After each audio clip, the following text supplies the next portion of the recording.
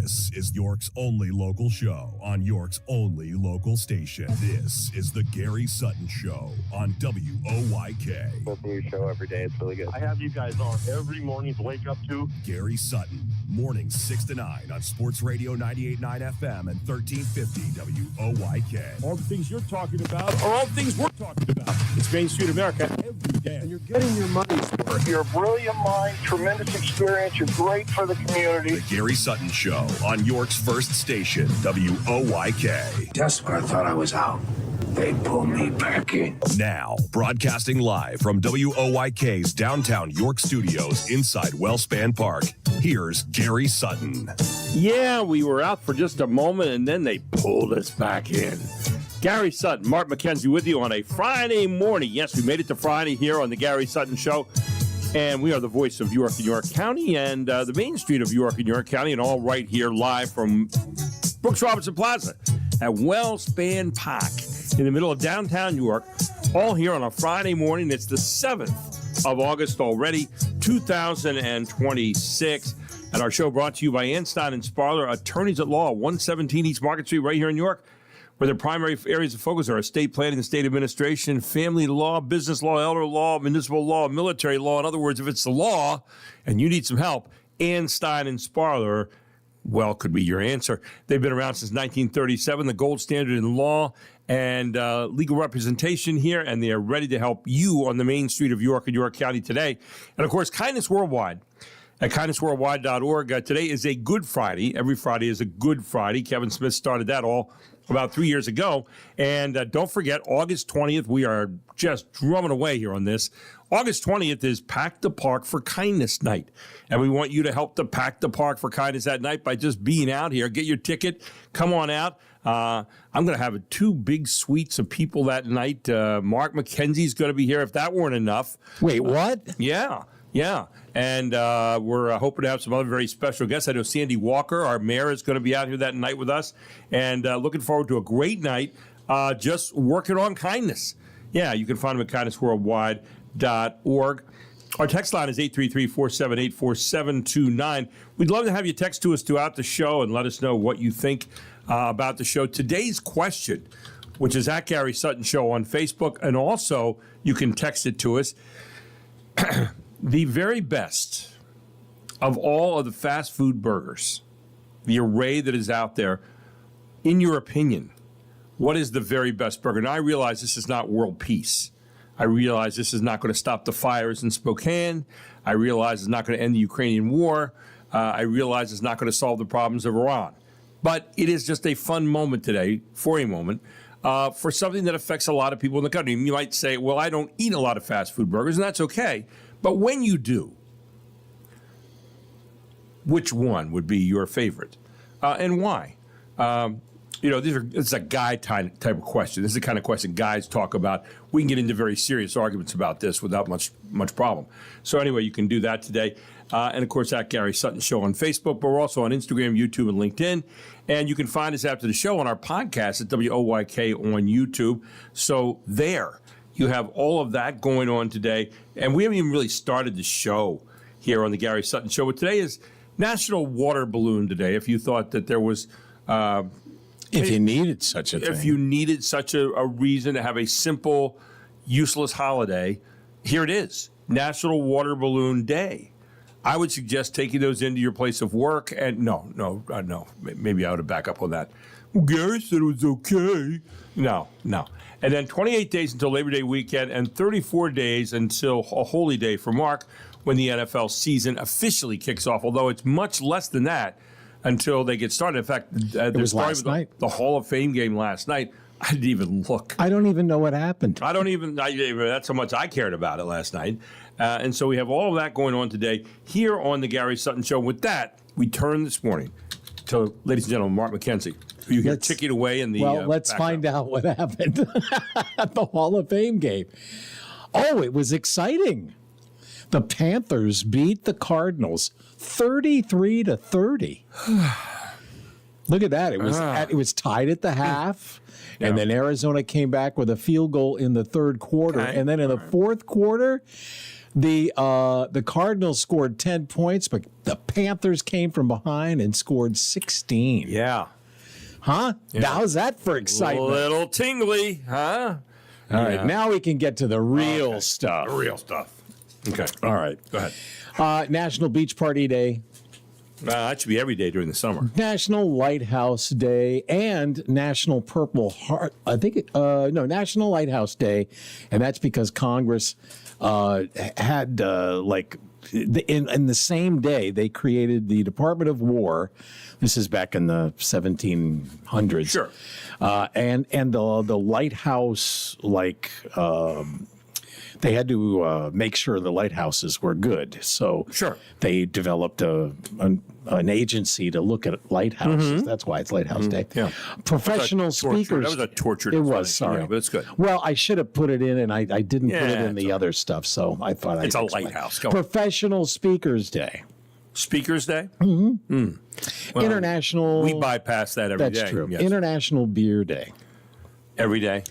Yeah, it's That's one summer's of those really weak just- stuff. Yeah, it is. I mean, we throw that in. They go along and say, we don't have any good national day. Make it a National Beer Day. Okay, fine. That's about the 25th one of the summer. Now this first one to kind of kick off. Did you mention Purple Heart? I did, and I have a more little other. I know George Washington came up with that idea back in the day. Yes, that's why we're going to talk about that in a second. But these are things that happened on August 7th. Go ahead. In the past that, somehow impact your life. For example, this one may be hard, but 1420, on this date, construction began on the Duomo. The dome of the Florence Cathedral, which was a kind of a miracle of engineering. That Nobody kind of was thing back making then. domes back then. Brunelleschi is the famous designer, architect, if you Way to will. go, Bruno. On this date, 1588, English light up 8 fire ships. They loaded it up with pitch and brimstone and gunpowder and tar, and they cast them downwind towards the closely anchored vessels of... The Spanish Armada? Correct. Yeah. Scattering the Armada. Big deal. If you watched, I think the Elizabeth movie, they referenced that a couple of times. The English were an interesting group of people when it came to warfare, yeah. Well, we might be speaking Spanish if they had won. Could have been. 1606 on this date, possible. This is the possible first performance of Shakespeare's tragedy Macbeth. And they did it in the Great Hall at Hampton Court Palace for King James I. To be or not to be? That is the question. Whether 'tis nobler. We ask that every morning when we do this show. 1782, on this date, George Washington created the Order of the Purple Heart. That's why it's his picture Yes. on the Purple Heart. That's right. It's given exclusively to servicemen wounded in combat, and generally considered the first medal that even common soldier could get. And who better to suggest that than the commander-in-chief, our first commander-in-chief, and our first commander-in-chief of the armed forces before he became president. So there you go. On this date, 1814, Pope Pius VII restores the Society of Jesus, and that isn't something that's going to rock your world, but they were better known as the Jesuits, and without them, they were the intellectual branch, I guess. Right. So they studying science and math and all kinds of things, and we have a couple of schools here in America that are run by Jesuits.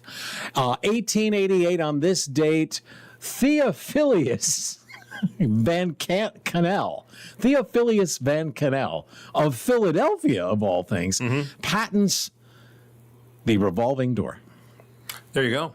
I mean, who hasn't? When you go Wasn't through that fun with the revolver? it is, isn't it fun? Yeah. And right now, I think the only place that I know locally that has a revolving door.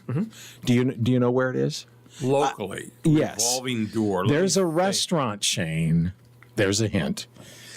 There's a restaurant chain. I believe they have revolving doors What restaurant? in most of their establishments. Bonefish Grill. Oh, I've never been in there. So. Well, that's why. Anyway, Bonefish Grill has one. But revolving doors, so much fun. Yes. So much fun, especially if you jump in right at the end before someone else does it's with you, and then they try to get in and get stuck.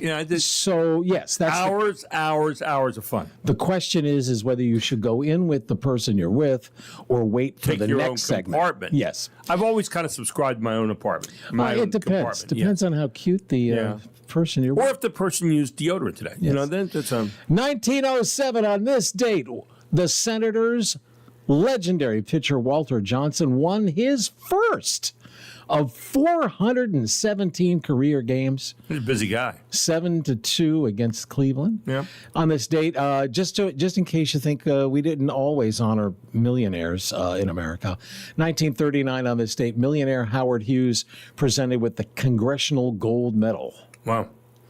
There was a strange dude Goose. right there. Yeah, no doubt. Long fingernails, long hair, all right, stayed in his room. So who is stranger, Howard Hughes or Elon Musk? I'm going to go with Hughes. Okay. Only because, his story's over. Yeah, exactly. All right, well, it Musk remains is to be done. seen. That's what I'll say. 1944 on this date, IBM dedicates the first program-controlled calculator. It was the automatic sequence-controlled calculator. Remember how excited we were about calculators coming out back then? Oh, yeah. Before computers, and he was like, I remember. what? Yeah. My brother's an engineer, and I remember the calculator that they required him to have. And we were all like, when he got it, we were all like, wow, look at this thing. Peace in our Oh, time. my Yeah, here we go. gosh, Yeah. It was so, I couldn't do it. I could barely add with it. Right. 1988 on this date, Alice Coachman, she was an American, became the first black woman from any country to win an Olympic gold medal. Oh, my. Think about that. 1948, she won for the high From jump. any country. From Yeah. any country. Good grief. Very first one. Alice Coachman. There's a name to remember. On this date, 1963, Jacqueline Kennedy becomes the first presiding U.S. First Lady to give birth. There you go. Yeah, it was since Francis Cleveland back in 1895. She gave birth to Patrick Kennedy. Who died He did. very shortly 3 thereafter. days later. Yes. On this date in 1964, U.S. Congress approves the Gulf of Tonkin Resolution. And that most definitely, if you had anybody who served in Vietnam, without that, it might not have happened, the Vietnam War. And President Johnson used that to expand the war. Yep. On this date in 1980, this is the kind of stuff that I've heard songs from the Double Fantasy album of John Lennon many, many times, played them myself, but when I listen to it, it's a specific recording on a specific day. And this was the day that he began recording sessions for what would be, we didn't know it at the time, but his last album, album where he was alive when he was recording it as it was happening. So I always find that fascinating. 1992, the Orlando Magic signed their number 1 draft pick. Now, why would I mention that? Shaquille O'Neal. Exactly. Yeah. There's only, who else would I mention for that? I had a good friend from this area who was from Hanover, by the way. And also the guy from Hanover was a general manager, and I'm trying to think his name's escaping me, but Tom Sterner from Hanover, who went to Lancaster Catholic, became a coach, then went down as an assistant coach with the Orlando Magic. And Pat Gabriel was the general manager, and he was from Hanover as well. So both of them were down there connected with the Orlando Magic. I went down to their practice with Shaquille O'Neal down there. I was down doing a game for Millersville University. We were playing Central Florida. Physical specimen. I went over, and boy, I'll tell you what, when you stood and saw Shaquille O'Neal standing next to you for the first time, that was a tower of power. It really Here's was. the thing. I mean, there are very few guys, and especially him, because he was so huge, that everything was in proportion. He wasn't just tall. Yes. But he was monstrous. Exactly. Big. The only time I ever saw someone bigger than that was Wilt Chamberlain, was an incredible specimen. There were other people who were as tall, but not like those guys. They were strong. Exactly. And it didn't look like strong like bulls. Yes, some of these guys get like long, skinny legs or long, skinny arms. No. and talk about a guy, by the way, Yes. Shaquille O'Neal, who has franchised and merchandised himself out. He's on everything. Still. Unbelievable. Still, and years after, what did this guy ever do? And going, yeah. Two more. On this date, 2007, San Francisco Giants slugger Barry Bonds hits his 756th career home run. Which don't count anyway anymore. Because to break Hank Aaron's long-standing record. But again, they're all steroids help. Yes, all tainted. Rage. He did stop at, what is it, 762? Yeah, some ridiculous like number. But today it's like, it doesn't count. And lastly, on this date, on 2016, the U.S. men's 4x100 freestyle relay team wins in Rio, earning Michael Phelps his record 19th Olympic gold medal. And down in Rio, that was really an interesting one. Michael Phelps, one of probably the greatest swimmer of all time. So there you go. Yes. We take a break. We come back. We got a lot more coming your way here on the Gary Sutton Show, including Rev's highlights from a late night last night. All straight ahead here on WOYK.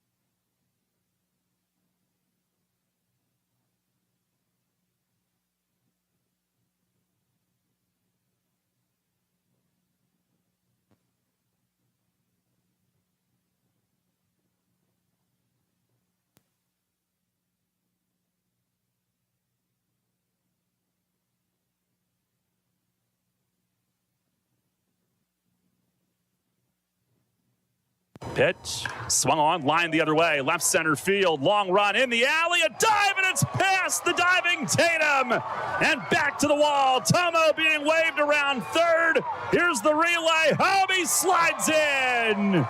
And Nick Dunn with an RBI double the other way. Revs have struck first. It's 1-0. He swings, drives it to deep right center. Brown on the run, and he gets there. Makes a great running grab. Saves 3 runs. Devontae Brown like he was shot out of the cannon. D-Ray trying to be a hero. He's got a battle now. Pitch. In the dirt, it gets away! And Moreno coming in. This game's tied at 3. Wild pitch in the bottom of the 9th, the third one. And we are tied again. 3-3 Moreno. The pinch runner scores from third. And the pitch. Swing and a line drive deep right field. It is off the wall. And Ray scores. Teeter's going to be held to a single. He hit it so hard.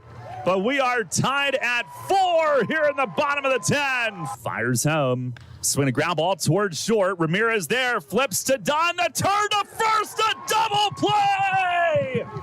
They turn another one. 6-4-3. And the Ducks do not score in the 11th. Pitch. Swing and a drive to deep right field.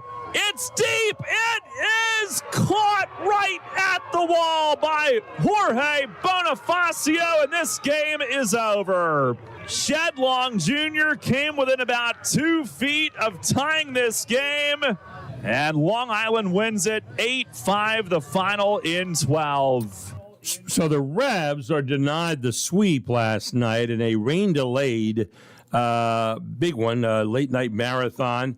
The game had been delayed for an hour and 19 minutes, and the Revs losing last night 8-5 in 12 innings against Long Island. Although the Revs still come out of it with a 4.5 game lead and a 23-6 record in the second half, and won 2 of 3 against second place Long Island. So the news overall good, just not last night. And now the Revs start a 9-game road trip today at Hagerstown as left-handed pitcher Sean Rapp, who was brilliant in his last time out, 4-3, a 3.45 ERA, faces right-hander Jalen Miller, 0-2 at 6:30 tonight in Hagerstown. And you can catch all the action at 6:10 with Darryl here on WOYK. First pitch will be at 6:30 tonight in Hagerstown at Meredith Park. So there you go. Out of all the highlights that we have played this year, I think that one, that set, is the first where you can really hear how Darryl is just so involved in a team. Mm-hmm. I mean, you could hear him soar, when the pitch gets away, and you could hear that ball is flying, and you could hear his voice going up, and then when it catches, he is. Yeah, you're right. He ingests the York Revolution. Yes, I mean he really does as he does the game, and I think that's what makes him so good. Yeah, that he really does a great job of just letting you know. And it's like you're a fan. In addition to being a commentator on the game, you're a fan, and he takes you through the moment. Oh, there's a long drive. It might get out of here. Might tie it up. Oh, it got caught. Oh. Well, and then when where's the sharp object? Okay, well, and here's the thing that's funny. Because when I heard him describing it, I've got a picture in my head too as I'm putting these things together. Sure. And but when he said 2 feet, see, I was envisioning inches. Yes. It was like, wow, he's going to be close. It's going to be crazy. And then depression set in. All right. Yeah. So let's talk about a contest that I know you would be totally in support of. Mm-hmm. Already, okay. And they have announced the winners. So without knowing any more about what we're going to talk about here, here's the report. It was like a Medusa party, says the winner of this year's Florida Python Challenge. Wandering through the sawgrass and spotting nests of Burmese pythons, 100 hatchlings at a time, growing 6 to 9 feet long, Tom Rahill walks away from the Florida Everglades bagging 96 Burmese pythons and a $10,000 prize. Prize. And that was after surgery on both hips. One of 900 snake hunters who removed 300 invasive Burmese pythons from South Florida in this year's 10-day challenge, the longest python, bagged by Rom Levinson, 16 feet 5 inches. Ray Hill does it to bring veterans and first responders together in his nonprofit, Swamp Apes. Therese Crowley, Fox News. What do you think? Yeah. Snakes. Wasn't that impressive? 300 and some. Isn't that crazy? But, there's like 10,000 there, they say. And they've just upset the ecological balance there in the Everglades. But, 16 feet long. I mean, what good are these things? I mean, people say, oh, it's a python, man. Yeah, right. Yeah, this is one you want around your property. Yeah, I have one more. Disgusting. Yeah. And it was the big signing, one of the big signings of the Six, because the Sixers are going to be, big favorites this year. They are this year. Let's yes. see how they screw it up this year. Yeah. Yes. I mean, LeBron hasn't even, but yesterday, Jaylen Brown came to town, and camp was opening up, or at least he had arrived and had some things to say. All-Star forward Jaylen Brown admitted he wasn't thrilled when he first found out the Boston Celtics traded him to the 76ers. When I first got traded, I just threw my phone across the room. But mindsets change. The Sixers then signed LeBron James, and many think Philly can challenge the NBA champion Knicks in the East. LeBron he's active in the group chat, so we just trying to all get on the same page. I think everybody, knows how, incredible the opportunity that we have, but we also got to put in the work. Brown will join James, center Joel Embiid, and guards Tyrese Maxey and VJ Edgecombe in what's expected to be one of the NBA's best starting lineups. Kevin Uretsky, Fox News. Like I said, we'll see how they screw it up. How they screw it up. Do you have someone ought to remind them on that group text? They only have about one ball that they'll have to share among the five of them. Is that right? Yeah, and I'm telling you, a lot of big egos in that group. Well, that's what I was going to say. Well, so how do you? It's the coach is going to have a job. Yeah, and if the coach is big enough to do that, now see what I worry about is the coach that they have. Is he big enough to command that from them? See, one of the things that people miss at the NBA, these guys are making more money than any of the coaches are. All right, so if you had a Pat Riley type guy, or if you had someone along that line, you'd have a shot. But if you have some no-name coach who's trying to please share the ball, it's not going to work. So we'll see, because when push comes to shove, management is not going to get rid of those guys. They're going to get rid of your coach who can't make them play together. So mark my words, that is going to be the big question. By the way, we mentioned this morning our question of the day today at Facebook at Gary Sutton Show, and also at 833-478-4729. The best fast food burger that you could find anywhere. Now, I've been reading up on polls this morning, and according to a major consumer survey by YouGov, polling over 44,000 Americans, this is not inconsequential. Yeah. Five Guys ranked as America's favorite fast food burger chain, 15.5%. Closely followed by Burger King at 15%. Yeah, and Flame Broil. In-N-Out Burger, primarily a Western franchise, at 12.1%.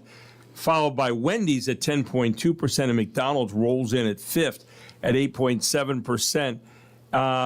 Other major culinary polls, such as USA Today, 10 Best Reader's Choice Awards, frequently position regional or slightly elevated concepts, such as, and this is what I had not heard about, Habit Burger and Grill, with their double char. Their double char apparently is the big thing, and then Culver's, again, a Western one, with the butter burger at the very top of the taste test leaderboard. Okay. See, I think that the Burger King, Flame Broil, the Flame Broil one is without a doubt, in my opinion, the best one. I agree. Just a great smell, and I'll tell you who else makes a great burger, and you get the same kind of smell on that, which is Dairy Queen. Really? Oh, Dairy Queen makes a great burger. It's I don't think I've ever had one. Give it a try. Okay. When we come back, Ted Check joins us here on the Gary Sutton Show. We'll talk a little about Anthony Fauci, who was held in contempt yesterday by the Senate committee, and then they're going to send that to the Justice Department to determine what they're going to do with him. We'll talk about how that coverage went this week, straight ahead with Ted Check right here on the Gary Sutton Show on WOYK.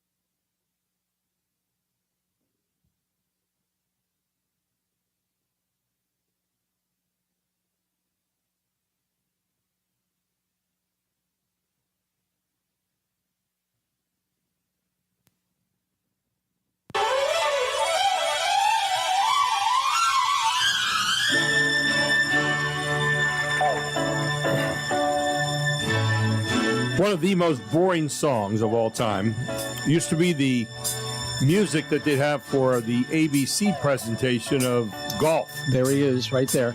Yeah. You know who that is? It looks like Barry Manilow, but I don't know. It's Barry White. Barry White. Oh, Barry White, and he wrote this, and this really put him on the map. And then he started singing, and then people would say, hey, you know. Oh, right. Exactly. So, right. And the rest was music history in the 70s. Just so. kind of grumble. So we're doing, because it's Friday, right. We're going back to 73, 53 years ago. Come on. Oh, right. Could you dance to that? I think you could. Because of Barry White. And that's the worst impersonation. And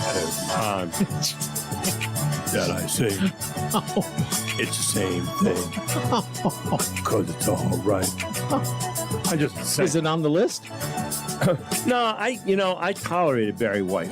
Barry White he didn't really sing. He kind of just in this really low voice, which I can't even get down to, told the story. Yes, and that's what he did. So. I had a friend of mine, a good friend of mine, and his dad. Yeah, he used to love. I mean, most unlikely guy to love Barry White. Right, and he just he would do the words as Barry was singing. It was so fun. Yeah, the guys. You know who else? Stu Leppo could do that. There you go. Yeah, producer Stu Leppo could do about 129 voices, but he did a Barry White, and he made me laugh like crazy coming back from a commercial like this, and I'd be on the floor. And anyway, so welcome back to the Gary Sutton Show here on WOYK. We welcome you this morning, Ted Check, who I think was away for a week last week, and author of Saving the Beast. He's also our information officer here for York County. And good morning, Ted. How are you? Hey, Gary, I'm doing great, man. How you doing? Well, we almost had to cancel the program last week because you were not here, and I hope you're happy. Oh, come on now. Yeah, I hope you're happy. I hope there's no guilt, but no, it's great to have you back in today. So we've been watching, we always like to wrap up a lot of the stories that happened this week. One of the more interesting stories was Anthony Fauci, who was kind of the COVID czar, so to speak, during the time we had COVID. And he was held in contempt of Congress last night on a party vote in the Senate committee, the Homeland Security Committee. He's held in contempt, and now instead of going to the whole Senate, it's going to the Justice Department, and they're going to decide. They bypassed the vote because they probably would never get it. And they held him in contempt of Congress because he didn't answer questions this week. And now the Justice Department's going to determine what to do with him. I doubt if they'll do very much. But what was your take on the coverage of him this week? Well, when we had the hearings, the media loves. Well, first of all, the media loves the fall guy, so they're treating this right. Okay. So when COVID was going on. Some believe that Fauci was practically deified in the way that and protected by the media. Mm-hmm. That's the opinion of some people. And there are some who have that impression, yeah. Right. So, but now I see the way that after looking at a number of articles, it seems as though they're very they're actually playing this very objectively for the most part. Because there could be that possibility that something might happen to Fauci, and they don't want to be on the wrong side of it. The media doesn't want to look, they don't want to have egg on their face, so they're playing it carefully. But so if it turns out that he's the fall guy, well, then they're going to be all in, and they'll dump on him. Well, and they're not sure where it's going to come out at, or what exactly is going to happen, especially now the Senate committee didn't send it to the Senate because they're not going to get the vote in the Senate. So they sent it on to the Justice Department, which I didn't know you could do. I got to find out more about that today. They sent it on to the Justice Department, who now is going to decide. I don't think the Justice Department is going to do anything with it because there's not a lot they can do. But bottom line is, you're right. I listened to the coverage of this during the week, and I thought, the Democrats thought it's a witch hunt, which it might be. Republicans thought, well, it's, a lot of people were saying, hey, we want to know the answers. And then there's some people in the middle just playing politics with it like they always do. So you got all these different things going on, all these different pie plates spinning at the moment on this whole thing. But I think your assessment of where the press is, they're kind of sitting in the middle waiting to see where the shoe falls. Right, and the other thing is, when you have something of, a terrible, event like COVID, everybody loves a villain. It's very easy to kind of wrap things up Hollywood style when you can point your finger at one person and go, he's the villain. Some people have taken to calling Fauci like the modern day Mengele, Dr. Mengele. Things like that. So I think the media loves drama. They love a good courtroom drama, and it certainly had all of that. The hearings themselves, with Josh Hawley saying, "Well, what color is your tie?" And Fauci said, "Well, I'm going to plead the fifth on that." And it's funny that you mentioned that because I think those kind of questions is where the straw breaks the camel's back. You got Rand Paul, who's for years accused Fauci of, misleading the public about the source of the outbreak, who's released more than 1,000 pages of his journal entries. But I think where Americans, I think where the press went on this is they said, okay, what color's your tie? I refuse to answer on the grounds of being incriminated. And you go through the whole thing. What color is the floor carpet? I refuse to answer. And all of a sudden, people go, wait a second. Why would this guy answer about something like that? Because most Americans, in passing, and even just looking at maybe a 30-second clip of what's going on, are saying, well, what's this guy got to hide? Why wouldn't he answer questions about that? Most common sense Americans like that, and I think that's where the press kind of went and said, that looks kind of ridiculous. Geez, we better not go in on the side of Fauci or anybody else, even if you're tending to go one of those two places. And maybe they just wanted to report on that objectively. I don't know. But bottom line is, I think that was the straw that broke the camel's back this week. The other drama, the other dramatic piece was Fauci's lawyer getting kicked out of the hearing. Yeah. So, right. Regardless of party lines or anything like that, the media loves that drama. They know their audience. They know the audience will eat it up, and so I think they were happy to cover such drama within these the hearings. And the other thing is this hasn't ended. There's a continuation, as you said at the beginning, with this the referral to the DOJ. Right. So the media loves a serial, something like the O.J. Simpson trial or whatever, where you can cover it, you can come back to it and continue to cover it. Well, and the other thing that really kind of got tossed into this that was really weird was President Biden had issued a preemptive pardon for anything Fauci might have done. And I never heard of a preemptive pardon, but except when it was done. Now, Ford did it for Nixon, okay, and that was controversial. And I would offer that it probably cost Ford his own second term. But point being, so he had this pardon. So they say, okay, well, now you've been pardoned of anything you might have done, so therefore you can talk about anything you want to talk about. And so Fauci's lawyer and Fauci said, no, I'm not so sure about that, and I'm not going to put my head in that noose and go out there and do that. Rand Paul argued that Fauci couldn't invoke the fifth because he's already insulated from prosecution by that Biden-era pardon. So, got into all that stuff this week, which, again, kind of took people into the weeds. They're going, what? What's that all about? Right. So there was a lot. I think there was a lot of stuff out there all spinning around all at one time. No, I agree. And based on, like I said, the articles that I read from a lot of the mainstream media, I thought they did a really good job of kind of laying it out there for people, just presenting, hey, look, this is what happened, this is what's at stake, this is what's coming. I got to give them praise for that. Although, for example, one NBC News article said that they used the word targeting. Mm-hmm. They said the Republicans have been targeting Fauci for years. Rand Paul has been targeting Fauci for years. So they used words like that. Right. There was another one, stunt, the word stunt. Fauci's lawyer called it a crude political stunt. Right. And then we had a Washington, I mean, I'm not sure about the timing of this, but if the Washington Post opinion piece that I read followed it, then you could say, well, maybe the writer parroted, because they used the same word, stunt. Mm-hmm. You know, this whole thing was a stunt. Yeah. Well, there's little things like that that I noticed. But like I said, by and large, I thought the media did a good job of interesting their coverage appraisal. so far. Yeah, I appreciate that, Ted. Hey, great stuff this morning, man. Good topic, and one that we didn't have a chance to talk a lot about this week. I'm glad we had a chance to get into a little in-depth on it this morning. Really good stuff. Thank you, as always, my friend, and we look forward to next Friday, okay? All right, Gary. Sounds great. Thanks so much. Ted Check, author of Saving the Beach. You can find that at Amazon, by the way. Just an interesting appraisal of that this week. And I think Ted, had a pretty good look at it, that the media was pretty much, as much as they can be, down the middle on this. And it was just kind of an interesting case. We'll see what comes out of it. It's before the Justice Department this morning.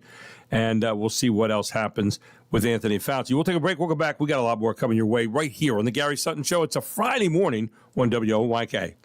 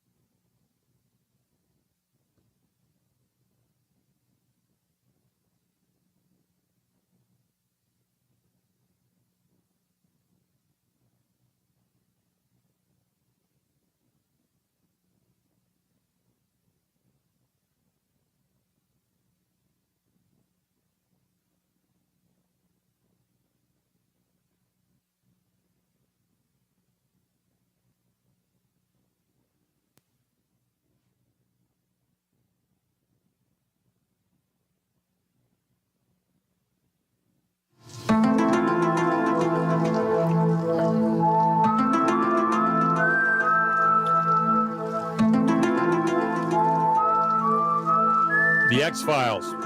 Yeah. Yes. And do you remember who starred in the X-Files?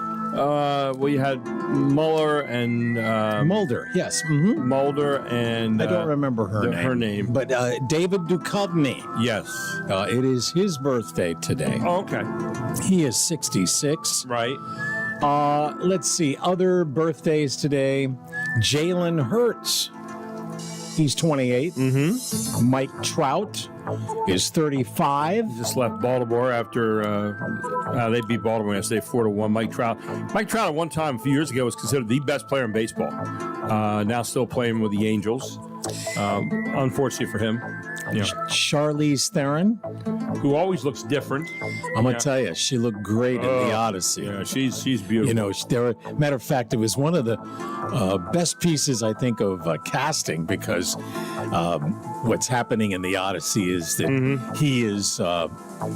he has forgotten that he needs to go home. Right. And well, if he saw her, there'd be reason to forget. Yeah. And she's with him the whole time. And he said, and at some point he says, "How long have I been here?" It's like, well, if you're out there on a ship with her, I mean, you pretty much for a while. It was a beautiful beach, and she's right.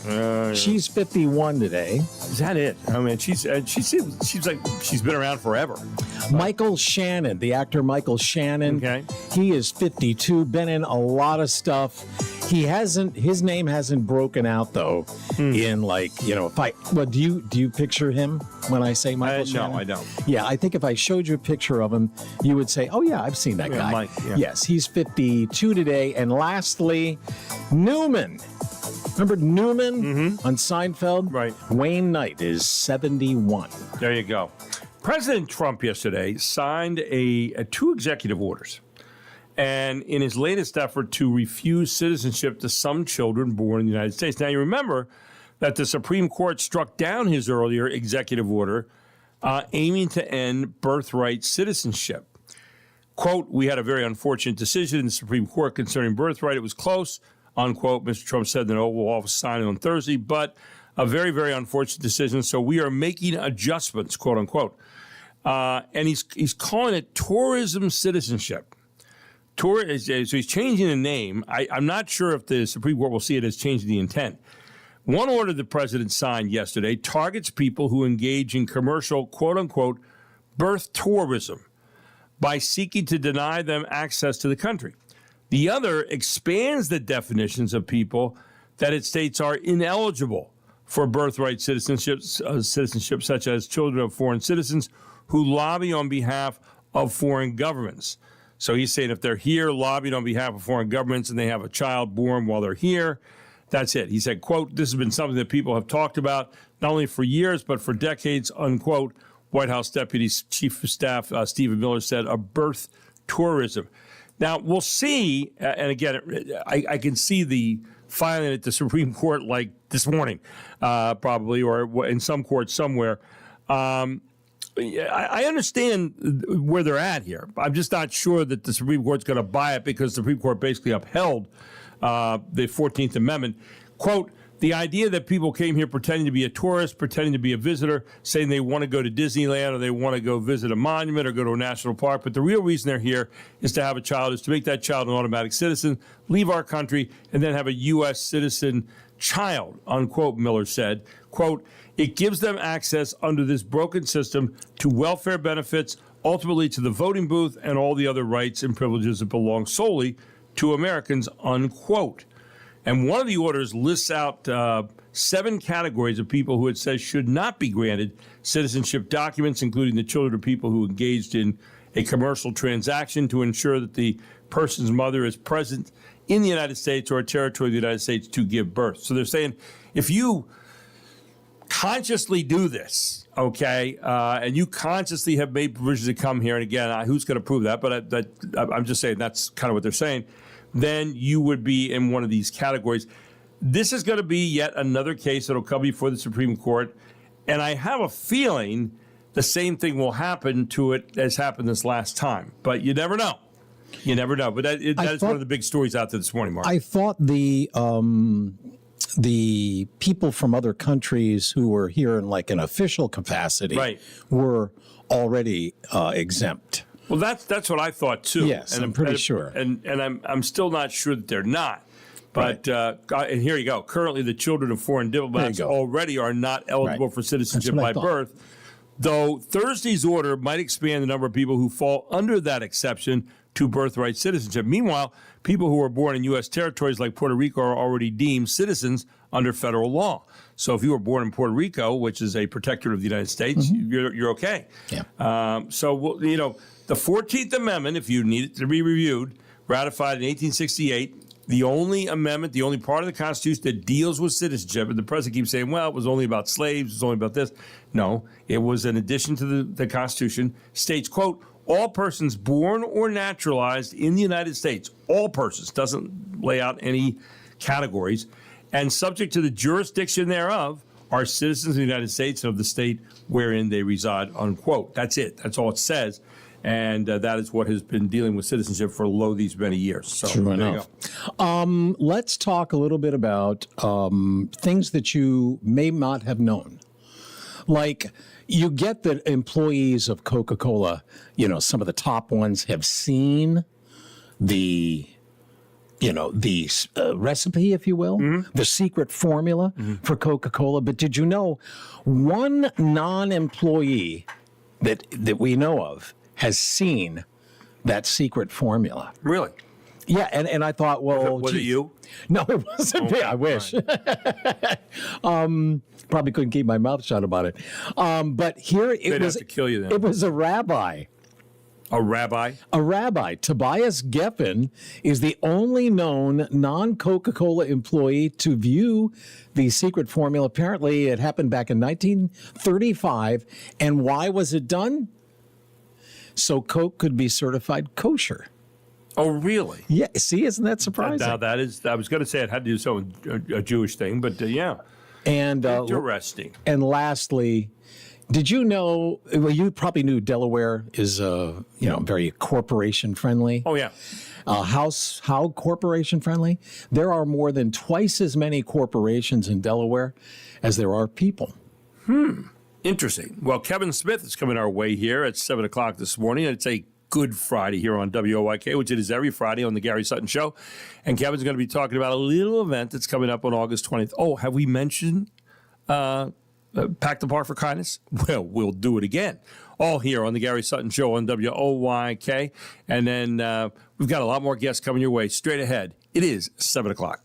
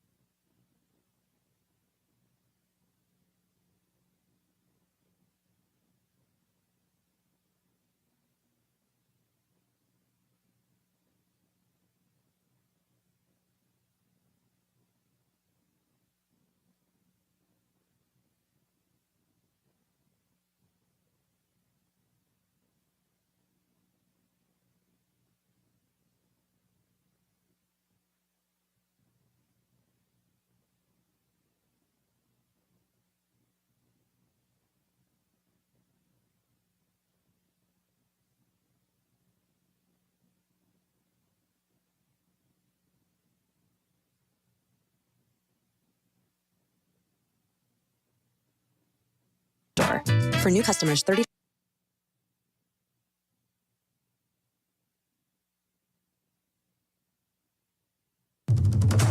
This is York's only local show on York's only local station. This is the Gary Sutton Show on WOYK. Listen to your show every day. It's really good. I have you guys on every morning to wake up to. Gary Sutton, mornings 6 to 9 on Sports Radio 98.9 FM and 1350 WOYK. All the things you're talking about are all things we're talking about. It's Main Street America every day. And you're getting your money's worth. You're a brilliant mind, tremendous experience. You're great for the community. The Gary Sutton Show on York's first station, WOYK. I can tell you I don't have money, but what I do have are a very particular set of skills. Skills I've acquired over a very long career. Now, broadcasting live from WOYK's downtown York studios inside Wellspan Park, here's Gary Sutton. Liam Neeson's particular set of skills is Brian Mills in taking not the guy you want to come across normally in terms of kindness. No, that's just not it. No. One of the great lines was, a particular set of skills. And then he goes out and he says, but if you return my daughter, I will not pursue you. I will not look for you. If you don't, I will find you and I will kill you. Liam Neeson. I just saw Liam Neeson the other night on he was older and he was on this movie in Ireland and Demons and Angels or something it was called. But it starts out, he kills people as he's a contract killer. What a great way to leave the kindness segment here. He's an Irish contract killer who goes and gets these people, puts them in a trunk, and gives them a little pine tree. And then he gets them out of the trunk. He has them say their final words. He has them dig their own grave. He kills them. They fall in the grave, and then he plants a pine tree. And the one guy, before he kills them, says, hey, you've been busy. And apparently they were bad guys beforehand, but you never get that part in the beginning. I mean, it starts out with, here he is. Oh, it's just Liam Neeson carrying over from other movies. You know, there it is. So what's it called? Skills. I want to say Angels and Demons. That's not right. That's the Tom Hanks thing. Yes, it is. I'll find it here in a second. We'll get it. Look it up. I'll look. But it's that kind of thing. It's the and it's an Irish thing. If you love great scenery and stuff, a lot of trees in this movie, by the way, because Liam Neeson kills a lot of people. But anyway, welcome back to the Gary Sutton Show here. Before I go any deeper on this, all brought to you this hour by Pappy's Q Barbecue and Seafood, which you can find right here at the stadium, by the way. 35 North Main Street in Jacobus as well. Open tonight 4 to 8. Stop on out and see them. 717-347-7062 for reservations or takeout. They've got some of the best wings you're going to have anywhere. In fact, they have all-you-can-eat wings all the time. They've got all-you-can-eat shrimp. A whole lot of different ways. They've got surf and turf, brisket and lobster tail, ribs and crab legs. They've got po' boys, shrimp, crawfish, alligator, oyster. They've got mac and cheese, all different kinds, from piggyback to moo mac to crabby mac to crawfish mac to lobster mac. They've got it all out there. And ribs, soups, chilies, the whole thing. Pappy's Q Barbecue and Seafood. Yours might be good, but it ain't like Pappy's makes. You can give them a call tonight, 717-347-7062. Open 4 to 8 tonight, tomorrow 10 to 8, Sunday 10 to 7, Monday 4 to 8, Thursday 4 to 8. Then it starts all over. They're closed Tuesdays and Wednesdays. So, and of course, Pappy's Q right here at the stadium right now. The proud sponsors of this hour of the Gary Sutton Show here on WOYK. Were you able to find the name of it? You know, a lot of other things are coming up, and I don't know. I'll find why. it because I kind of know what I'm looking for. He's an Irish contract killer, and who hasn't come across one of them? Anyway, with that, we turn this one. Cold storage? Yeah, no. Absolution? No. Cold storage takes place. He kills people up in the northern part of the world. He's always killing somebody somewhere, but in the movies. But Retribution? No. Memory? Blacklight? No, I'll find it. Okay. Anyway, with that, we turn to Kevin Smith this morning. Kevin Smith, of course, the Chief Kindness Agent for Kindness Worldwide, kindnessworldwide.org. Strange introduction this morning into our segment with you, Kevin. I apologize. Well, Liam Neeson and kindness, not exactly what collide the same Well, we stand corrected. So there are some wonderful movies of kindness that Liam Neeson I know one you're going to talk about. So Love Actually. Yes, exactly. And the other is? Love Actually. Schindler's List. Schindler's List. Absolutely. Schindler's List, you bet. where at the end he goes, I could have saved another person, and he talks about, he's brilliant in that. I mean, in fact, that is the one movie where he's Oskar Schindler, who's an industrialist and a true story during World War II, who saves these Jews in Poland, and he's making a lot of money on the backs of people who are working in his factory during that time. And he is a hunted fugitive after the war. But before he gets to that point, he saves these people. And the stuff that he goes through is incredible. And he spends his last dollars, saving person after person after person and putting their name on this list of the people he wants to save. And, Schindler's List. But he's at the end when he breaks down, he's crying. And, and they write out all these people who are these people that saved. They write out a list to say, here, take this with you. This might help to save you if the, Allies catch you. So interesting story. Yeah. Well, so many things stuck with me in that movie, but you touched on it at the end. I mean, he did so many wonderful things. Yeah. But he didn't focus on what he did in the spirit of kindness. He dwelled on what he didn't do. Exactly. And it kind of just as a reminder to all of us is that many people have those same regrets. They don't often regret what they did. I mean, we all make mistakes. We're all human. But we regret what we didn't do. Right. And we've got one chance at it in this world. Every day's a gift. And so, we should do it. We should do the things and not have any regrets. Leave it all out in the field, so to speak. But that conclusion of that movie really stuck with me. And I know for myself, I don't want to have any regrets. I want to just leave it all out in the field and do things that matter, do things that are meaningful. But all the wonderful things he did, he dwelled on what he didn't do. You think about that, and it's so true. And of course, he was in the context of one of the most brutal treatments of fellow human beings in history, period, maybe the worst. But, when you think about it, I used to be one of those people. I would look back and say, I could have done this, could have done that. And I changed that very quickly. I said, that's a waste of time. You can't do that. Now, good planning, good thinking out ahead, thinking of the consequences of what's going to happen and so forth might help to take care of that. But I'm like you. I think about these are the things that I can do today. These are the things I have control of. And when people say to me, what is the crux of the kindness movement? Right there is the crux of the kindness movement, as you have explained it to me over the past couple of years, and we've become friends, and really I have bought into kindness totally. The idea that so many people want to sit around today and they'll say, oh, look at this world. Look at this. We're being FedExed to hell in a handbasket. This is terrible. Look at this stuff. Look at Trump today. And all the various things you can point at. And instead, there are a whole lot of people around who are the doers, who's saying, you know what? The Mother Teresa type people, the people that are out there that quietly, you never even learn their names, who are doing work behind the scenes, feeding people. I was out at Brittany's Hope tournament yesterday. People who are making sure kids have homes to live in, who were in orphanages, who were abused.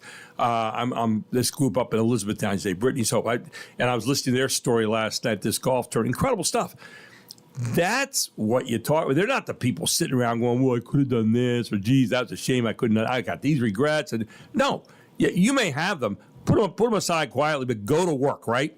Absolutely. Well, I believe life is too short to look at the world through anything other than a glass that's half full, not half empty. I agree with you. And that's a choice. And there's also an adage that the only difference between a good day and a bad day is our attitude. That's why I always say, see the good. And I choose to see the good. Yes, there's bad things that happen. You watch the news, you read the news. It's easy to get caught up in that world. You're not oblivious to that. Yeah, you're aware of it, but it's easy to get caught up in that because predominantly most of the news is negative. And if you're not careful, if you're not cognizant, it can start affecting you subconsciously, and you can get caught up in that glass half empty world. But once you realize, there's good and kindness all around us, focus on the good, try to do what we can within the power we possess, within our choices, the agency we have to make the world better in our own way. Just by choosing to be kind. I mean, we can all make that choice to choose to be the reason someone believes in the goodness of people. And if we start to be a little bit better, make small improvements, small changes can create big impacts. And we all have that power within us, the power of kindness, and it is a choice. I think what you're describing, though, when it becomes the conversation, when it becomes the way of life each day. In other words, we got today, we go, Okay, what am I going to find positively today? The news people get up today. What am I going to find positively today? How am I going to, find a good story? When we do that, I think we're in business. Mark brought up something this week. He was watching this Ted Lasso, which I've never seen. I'm going to watch it now specifically because of what he brought up. But Ted Lasso is this story, and it's only on Apple TV. Unfortunately, it should be out on everything. But here's a story, and I was reading the assessment of it this morning, and it said it's a rare blend of infectious optimism, heartfelt character growth, comforting humor. Rather than relying on cynicism, the show presents a kind-hearted protagonist who actively chooses empathy, inspiring real emotional connection and personal redemption among the entire ensemble. It goes on to say, Ted's relentless, ego-free positivity acts as a healing force for the cynical people around him. Characters make mistakes, hold themselves accountable, apologize sincerely, and evolve. I mean, hello, there you go. Kindness on stage right now with this show, Ted Lasso, right? Well, positivity is contagious. And I think the popularity of Ted Lasso just shows that the country and the world is thirsting for these types of stories, positive stories, uplifting stories, real stories, authentic stories. I mean, if you watch that show, I mean, that is basically showing a world that can be and a world that is for many people. And we take that for granted. I think there's a lot we can learn from that program, from that show, and what he's doing. It's not stated specifically, but he's putting the 8 characteristics of kindness into action: gratitude, patience, forgiveness, empathy and compassion, respect, joy, generosity, and service. You see all of those characteristics in that program, and you can't help but watch that program and come away after watching feeling uplifted, feeling positive. It is contagious, and there's actually a science behind it. I mean, dopamine, oxytocin, serotonin, endorphins, a daily dose, I call it, of kindness. Just watching positive stories, positive programs does have a contagious effect. Well, it uses soccer as a backdrop, I know, but the basic narrative, focuses on fatherhood, focuses on teamwork, and focuses on love rather than sports mechanics. And what's interesting about that is you have this love of people or this happiness juxtaposed to the cynicism that surrounds them, which is exactly where we're at today. Kindness is fighting against a world of cynicism and doubts and hatred and dislikes and, oh, woe's me, and regrets. And I want to talk about that a little bit when we come back, but also talk about that as a backdrop to what's coming up on August 20th. We are getting ready. We're getting closer by the day. In fact, you have a countdown clock on kindnessworldwide.org. We're like 13 days. There you go. Until we pack the park for kindness, and we are getting all geared up here and excited about that. We want you to as well. We'll talk more about that with Kevin Smith when we come back right here on the Gary Sutton Show on WOYK.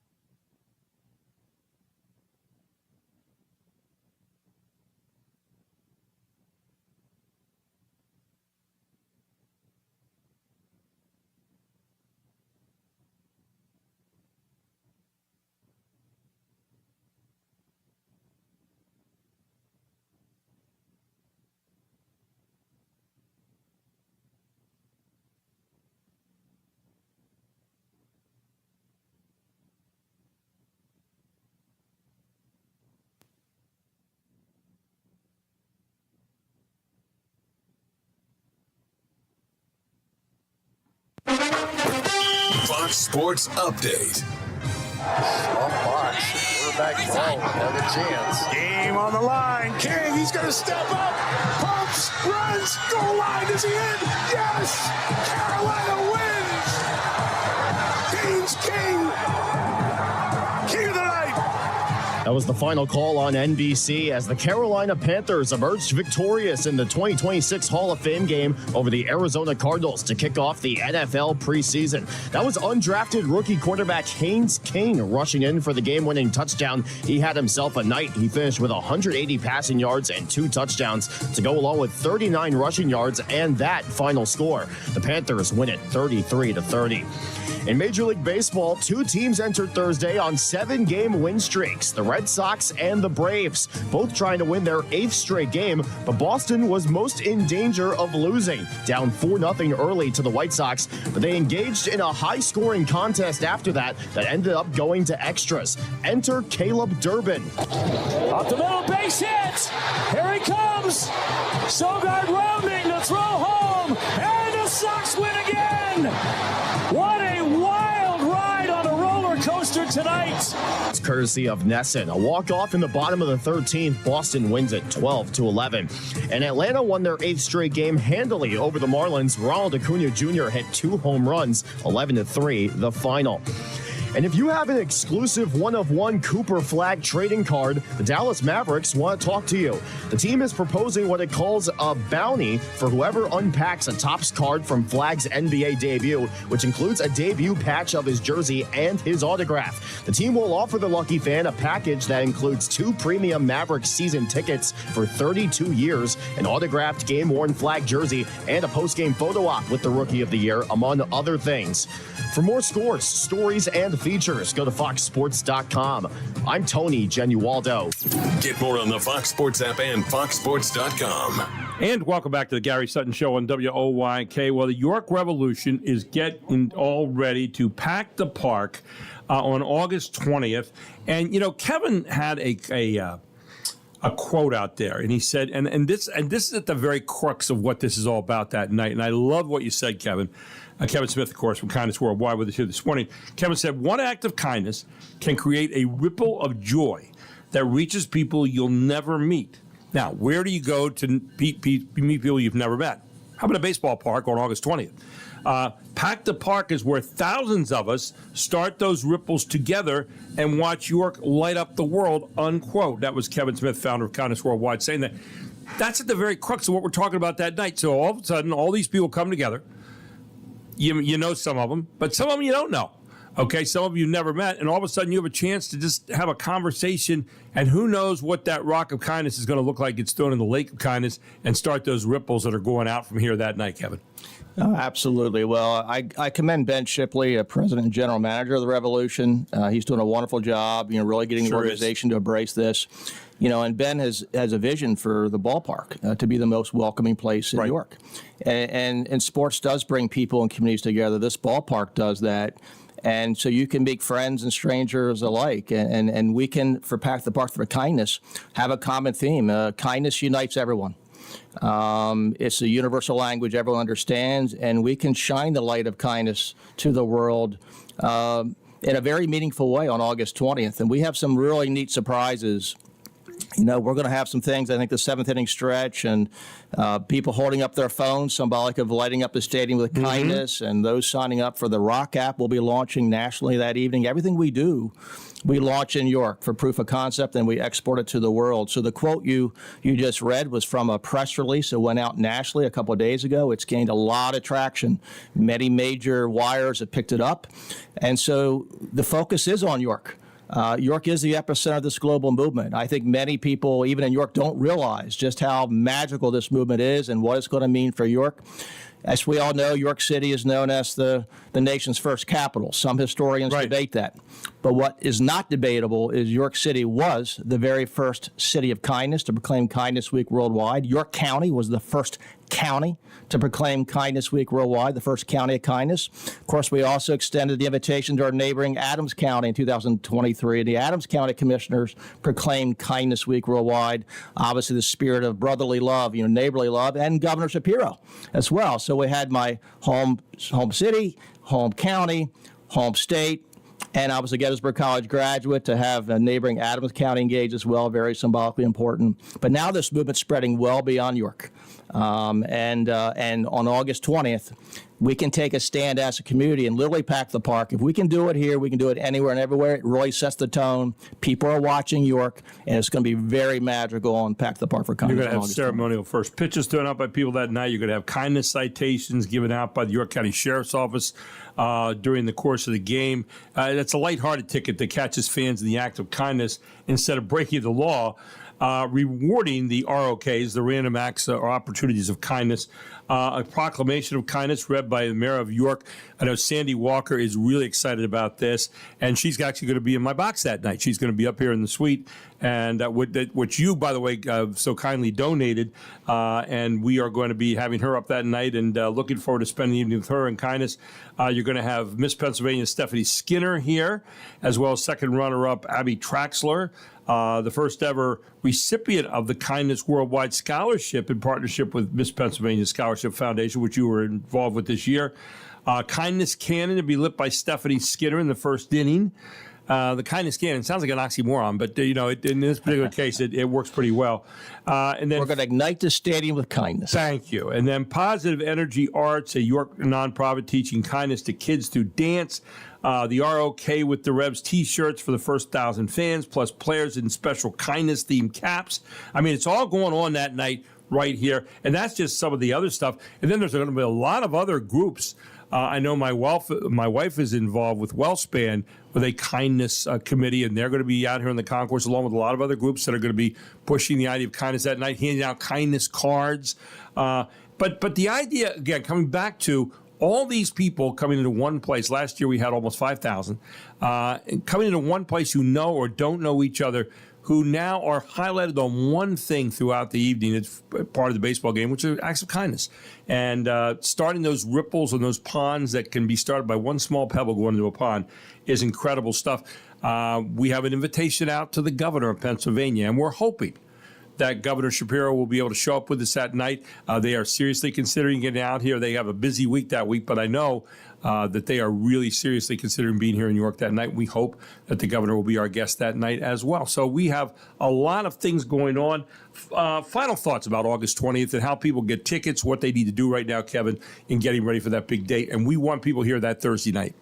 Well, we have a lot of momentum, a lot of tailwinds behind this movement. Even if you're not a baseball fan, even if you've never been to WellSpan Park for a game before, this is the time to come. Take a stand for kindness. You're going to have a wonderful experience. You're going to feel the energy. You're going to see the kindness all around. Everything you described and much, much more surprises in store. And so anyone can go to YorkRevolution.com and purchase tickets for August 20th. You can go to kindnessworldwide.org. There's much information there about the movement, how it began, trailers for the film, how to get involved. This is our story.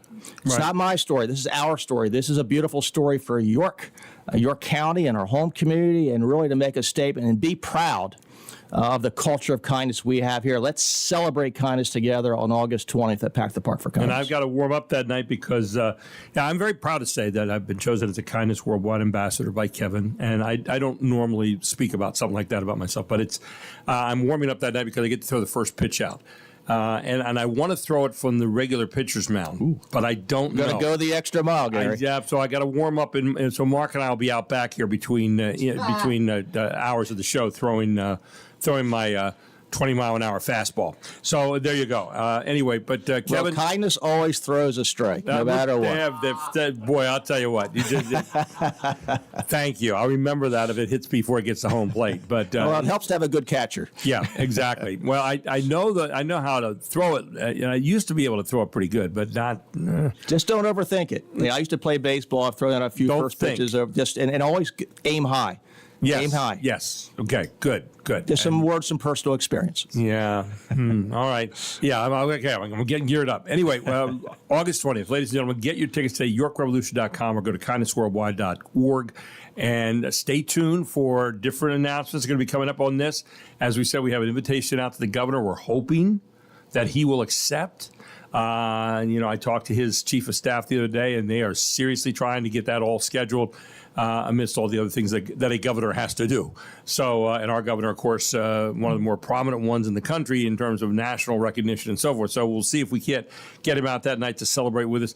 I know he is very much in favor of civility and kindness when it comes to dealing with people on a political level, and he's pushing that. So he's very interested. He also issued a kindness proclamation. That's right. He was the first governor. I'm determined he won't be the last to issue the proclamation of Kindness Week worldwide. And of course, he has a book that really, if you read between the lines, it's all about kindness and promoting values. So this is a wonderful opportunity to really take a stand and be here. I hope he can make it. Yep. But I appreciate his support. Yep, we do. We'll take a break.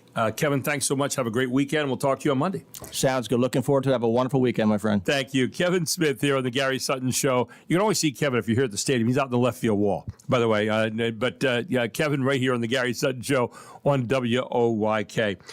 This hour being brought to you by Pappy's Q, Pappy's Barbecue and Seafood right there at 35A North Main Street at Jacobus, PA. Give them a call today at 717-347-7062. And they're also right out here at the stadium now. When you come in the door, you go left, and they're on the first base side of the stadium. But the best in seafood and barbecue. They've got all-you-can-eat specials all the time on wings and shrimp. They've got sandwiches down there. They've got surf and turf, platters galore. Some of the best mac and cheese. You're going to taste some po' boys there. If you've never tasted a po' boy, shrimp, crawfish, alligator, or oyster. They've got all kinds of surf and turf with brisket and lobster tail, ribs and crab legs.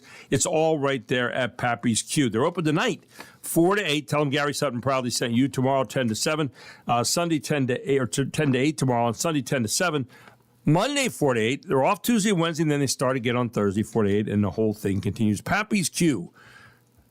Barbecue and seafood. Yours might be good, but it ain't like Pappy's makes.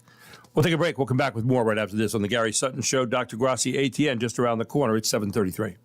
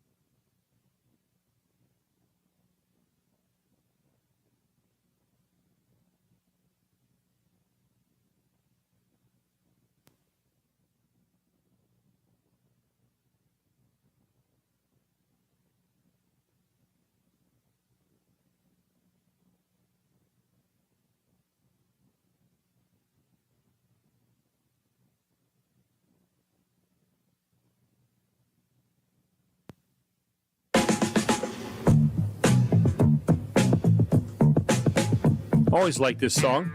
See, I was telling myself it's a strong possibility it would be on your list. No, I never minded the song. Interesting. I like this one. It's Native Americans. Redbone, Come and Get Your Love. They're only, well, it was their biggest hit. Let's put it that way. It's a nice way to get out of bed this morning. It's kind of mild. You know, you're moving into it. It's got a beat. It does. Here we go. Let me kick in actually some words here. Come and get your love. Come and get your love. Following up with our kindness segment. I mean, see how the continuous stream of goodness that goes throughout this show. It was pure accident. It was either that or Dancing Machine. You didn't have to say that. We were looking pretty good there for a minute. Yeah. People thought we actually planned something. Yeah, really. Anyway, welcome back to the Gary Sutton Show here. And we welcome in this morning Dr. Grassi ATN, who's always spreading love wherever he is. And good morning, Dr. ATN. He is the head of the York TMS Clinic at 1806 North George Street right here in York. Good morning, Dr. ATN. How are you? Good morning, my friend. Good morning, Gary. I'm doing very well. I just want to point out that kindness is intentional. Ooh, I like that. Yeah. Now, when you say that, because I think kindness also is at the heart of when we have that as a base, it's at the heart of getting people having a good day. Okay, now it's not to say that people still, with chronic depression and things like that can't happen in the opposite way. But when you have a base of kindness, when you have a foundation of kindness, where you're thinking about intentional kindness every day, it seems to me that the odds start to move in your direction, that it's going to be a better day rather than a worse day, right? Yeah, definitely. But one thing that people have to be aware of, just like any gift, it's not like it's just gonna, like, you have the gift of giving, for example, Gary. It's not like the dollar is gonna jump out of your wallet and all of a sudden fall into somebody else's wallet. You have to make a conscious decision. It is intentional. You can have the gift and not exercise it. And that's fair. And it's the same thing for kindness. And you may still be a nice person, but if you don't act intentionally, and if you don't look at it as something that is part of your life, to say, okay, I wake up this morning, God, give me an occasion to actually make somebody else's life better. If you're not intentional about it, hey, you're not going to exercise it. That's a great point. When you say, let me make someone's life better today, that really is intentional. I mean, that targets in on what you're going to do. I would imagine, as over the years as an orthopedic surgeon, especially you did my knees, for example, and you got up during the day and said, what kind of prayers, what kind of thoughts did you have during that time in terms of intentional kindness, where you said, okay, let me make sure I do a good job today on Gary's knee, or on whoever you were operating on, or whoever you were working with that day? How did you go about that day in terms of intentional kindness? Yeah, I don't want to sound too religious, but for me it was simple. Every time I step in a patient's room, every time I'm going to encounter a patient, everything that I'm going to do, I close my eyes for a split second and say, God, allow me to represent you the best that I can right now. Now, and Gary, I'm being honest. That doesn't mean that I've done it all the time. Doesn't mean that I do it the best all the time. But that's my prayer. Right. And because I'm so intentional about that, because I make it part of my daily life, I'm less likely to actually stray away from it. That's really where I stand, and it's honestly, it carries me through my entire. That's my life philosophy. It does carry me through. Well, it's interesting you mentioned that, because someone once told me a little statement that said, people form habits and habits form futures. And when your habit is that you are intentionally trying to be kind every day, or intentionally trying to do good every day, that's the kind of future you're going to have. I mean, you become what you think about, and you become what you pray for and kind of mull over. And I think that's important. You were mentioning about religion. I remember when I was a kid, and I was going to church, and one of the very first songs that I learned was a song called "This Little Light of Mine." And it goes, this little light of mine, I'm going to let it shine. And then it would say, shine all over. And at that time, I lived in a place called East Smithfield. Shine All Over East Smithfield, I'm going to Let It Shine. And you sing this song. Now there's a commercial on TV, and it goes right to the heart of what you're working with. There's a commercial on TV. It says, this little shed of mine, this little light of mine has not shone for quite some time.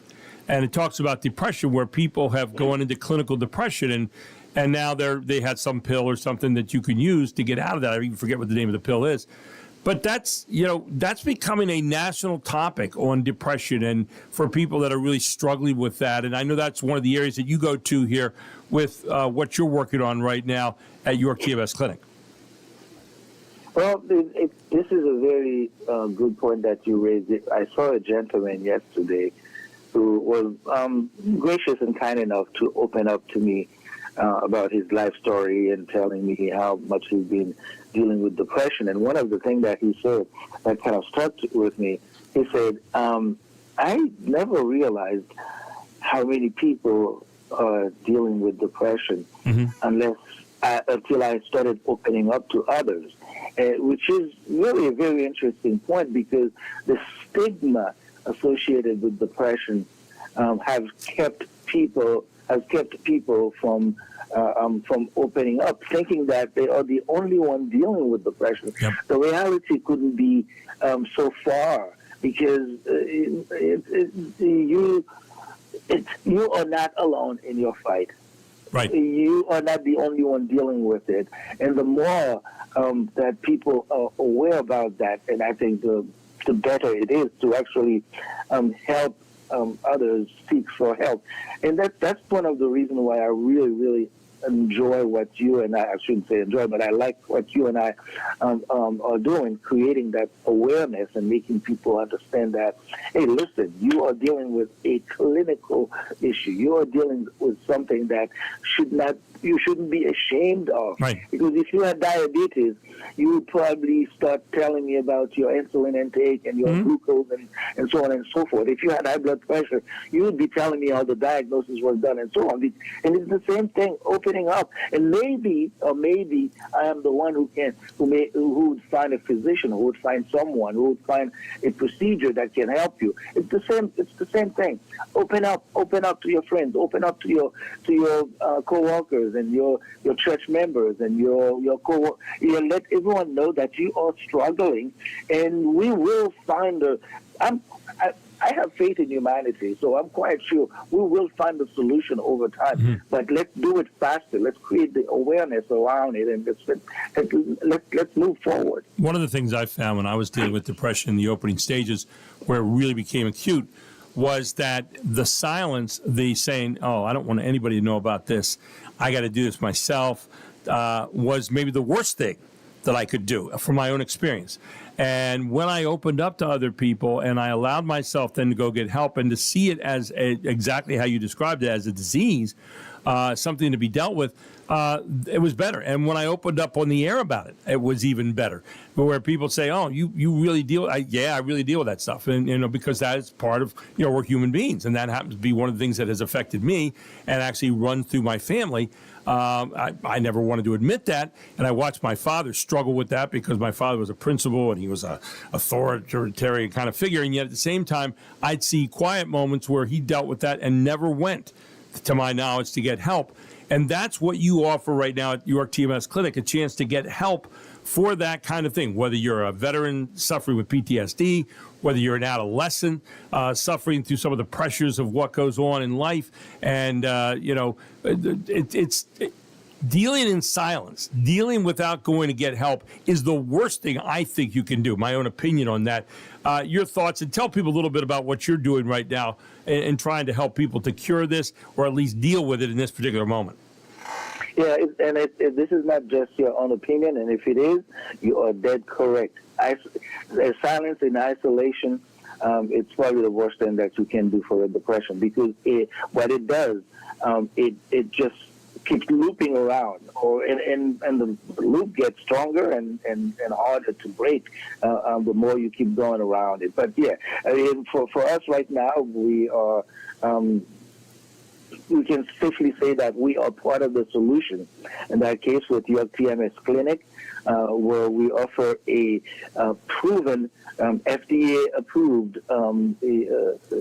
procedure that can help people, especially patients who have tried a couple of medications and have failed miserably. We know that the success rate is not that great for antidepressant medicine, or at least it's not sustainable with the, especially with the side effects and so on.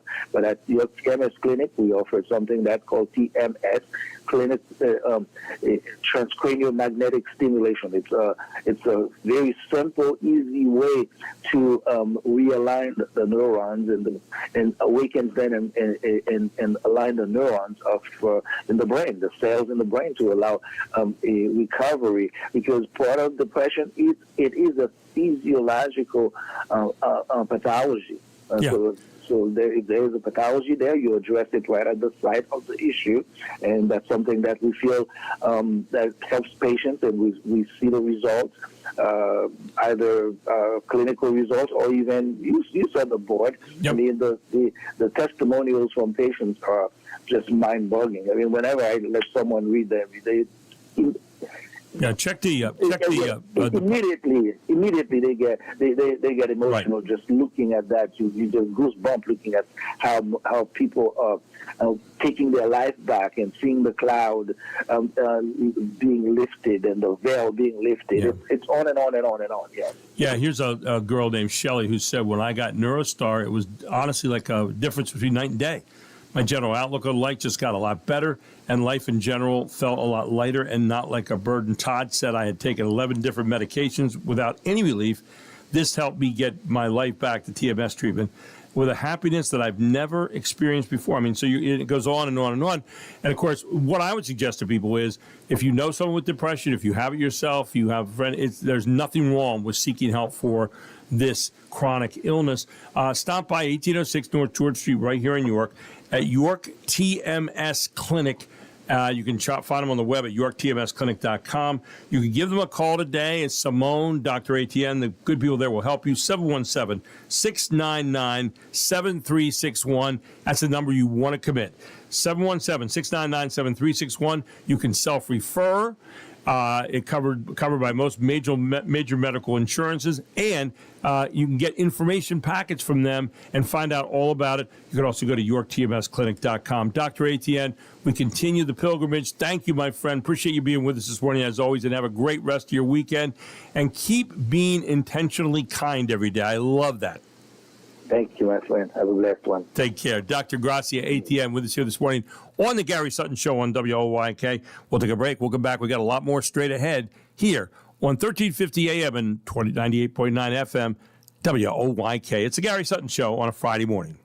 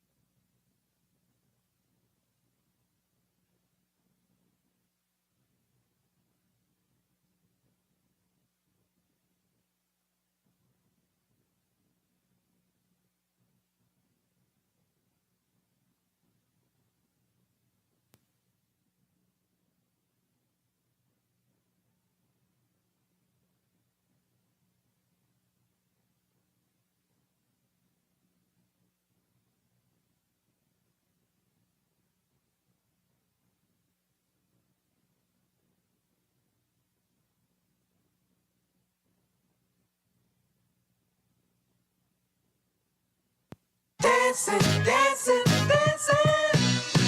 She's a dancing machine. Oh, baby, move it, baby. Automatic, systematic. You ought to see us moonwalking while we're doing this in the studio. It's really kind of an amazing sight. You know, it's coordinated as well. Really, you know. Believe me, you don't have to worry about that. It would the Jackson 5. Later on, just the Jacksons. Later on, Michael Jackson and his brothers. It's Friday. It's going back to 74. There you go. I think I said 73. It's 74. So we're asking this morning about the greatest burger. So now, Mark, in your experience, now you don't necessarily have to eat a lot of it, because when we say, well, I don't eat that many. You know, everybody always says that. I don't eat that many. Like someone's going to think you're a burger hog that you pull in every day at a burger. But, you say, I don't eat that many. But when you eat a fast food burger, what is your, and I'm talking about not just the place that you go, but what is the burger that is the very best burger that you have? I don't select the burger based on what would be best. It's almost always convenience. Right. Almost always. Okay. So whatever's near, it would be okay. Wendy's burger, it's off the grill. Mm-hmm. A McDonald's off the grill. And that doesn't always mean bad. No. But they're not cooking it. When I'm cooking on a grill, I'm looking for a little crispy on the edges and that kind of thing, and they don't do that. Burger King, flame broiled. The Whopper. When I was a kid, I worked at a McDonald's for about a month, and I worked at remember Burger Chef? Oh yeah, they had a good one. They had flame broiled. They had a special sauce they put on there too, if memory serves. And the flame broiled, is closer to what you do at the grill at home, and it does add flavor. And you can smell it out on the highway. Yeah, hello. That's the difference. I think when you're cooking a burger on a flat top, it doesn't add as much flavor as the flame broiled. So the very best burger. This is my own opinion. Mm-hmm. Okay, and again, this is not all over the country. This is my relatively narrow look at the world. But the Whopper with cheese from Burger King is, as far as fast food burgers, that was ranked number 8 on the list here. What's great about it is that it has a good slice of tomato on it, and all the condiments work together. They do. That's what I was going to bring up. Yep. The condiment, the ketchup, the mayonnaise, the whole thing. It all goes together. Yes. The mustard I kind of ignore, but it's all right there. Mm-hmm. And you know what else? It gets almost unedible by the time you get done. So you got it all over your face and your hands. But it's so good as far as fast food burgers. Now, if I want to go get my great burger, I go up here to Augie's and I do that. But the Gary Sutton Show burger. You know what I think? Also, I think lettuce. I mentioned this yesterday. Lettuce is. I don't know. What's the deal with lettuce? It's a waste of time. It is a waste of time. You know what? I get subs. I never get lettuce on them. And of course, nowadays, with the whole exploding thing. I mean, like you now can say, I'm not eating lettuce. I'm going to stay safe and healthy. I'm not eating lettuce. Yeah. I made for dinner, I had the tomatoes you gave me the other day. So they were really getting red. And I thought, you know what? I'm going to have a BLT. And then I thought, wait a second. Why waste time and money with the lettuce? So I used the tomatoes. I got some bacon, thick cut bacon with the pepper around the edge, cooked it real well, used mayo. Oh my goodness. It was so easily the best BT I've ever made. Yeah, I'm just telling you. So they ranked the double char from Habit Burger and Grill. I had never heard of me neither. Never until today. Is it HABIT? HABIT, Habit Burger and Grill. I'm assuming that it's another of these Western kind of chains, but I don't know. Number 2 was the double from In-N-Out, which I have heard about, and I have been to an In-N-Out when I was out west, and it is. I'll tell you what. I see where there are lines around this place. Number 3, the original double from Freddy's.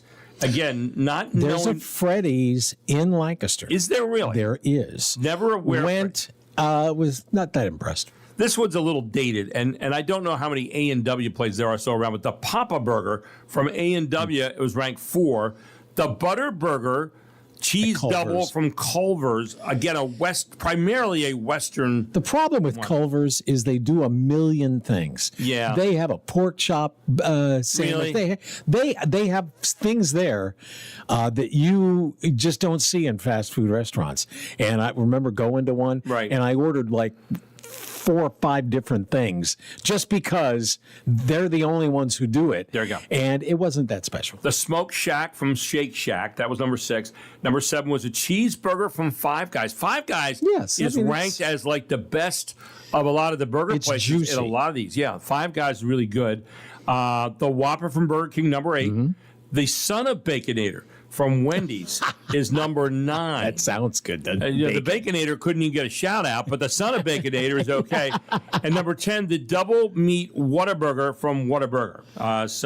And no Big Mac. No Big Mac made the list. Yeah, I mean, it's more bread and lettuce and rolls. And anyway, this hour, speaking of food, this hour has been brought to you by Pappy's Q Barbecue and Seafood, 35 North Main Street, right here in Jacobus. Give them a call today at 717-347-7062 for reservations tonight or takeout. They are open tonight from 4 to 8. Tell them Gary Sutton proudly sent you. Stop down. They got all-you-can-eat wings. They got all-you-can-eat shrimp. They got surf and turf, platters, sandwiches, po' boys, mac and cheese, soups, you name it. They are ready to make your night. And great appetizers, by the way, like the onion petals, the clam strips, the whole deal. They are ready to make your night a night of wonderful tastes at Pappy's Q. Also right here at the stadium during home games. 35 North Main Street. Give them a call again. 717-347-7062 and tell them Gary Sutton sent you. Coming up next, Jim McClure joins us here about trafficking. It is 8 o'clock.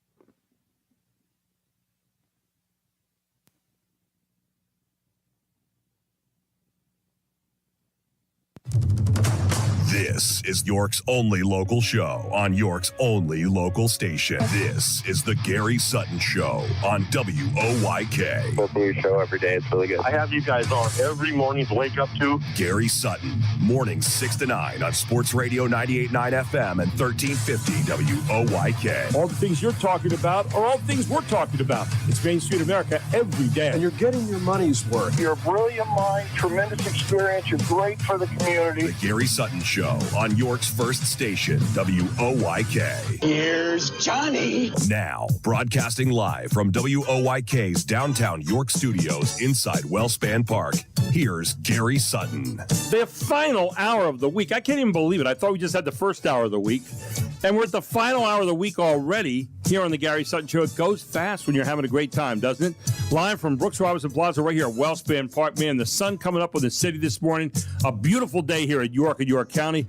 We are on the main street of York and York County, the voice of York and York County, and so glad to be with you here on the Gary Sutton Show. Mark McKenzie joined us this morning. This hour being brought to you by Regents Glen Country Club.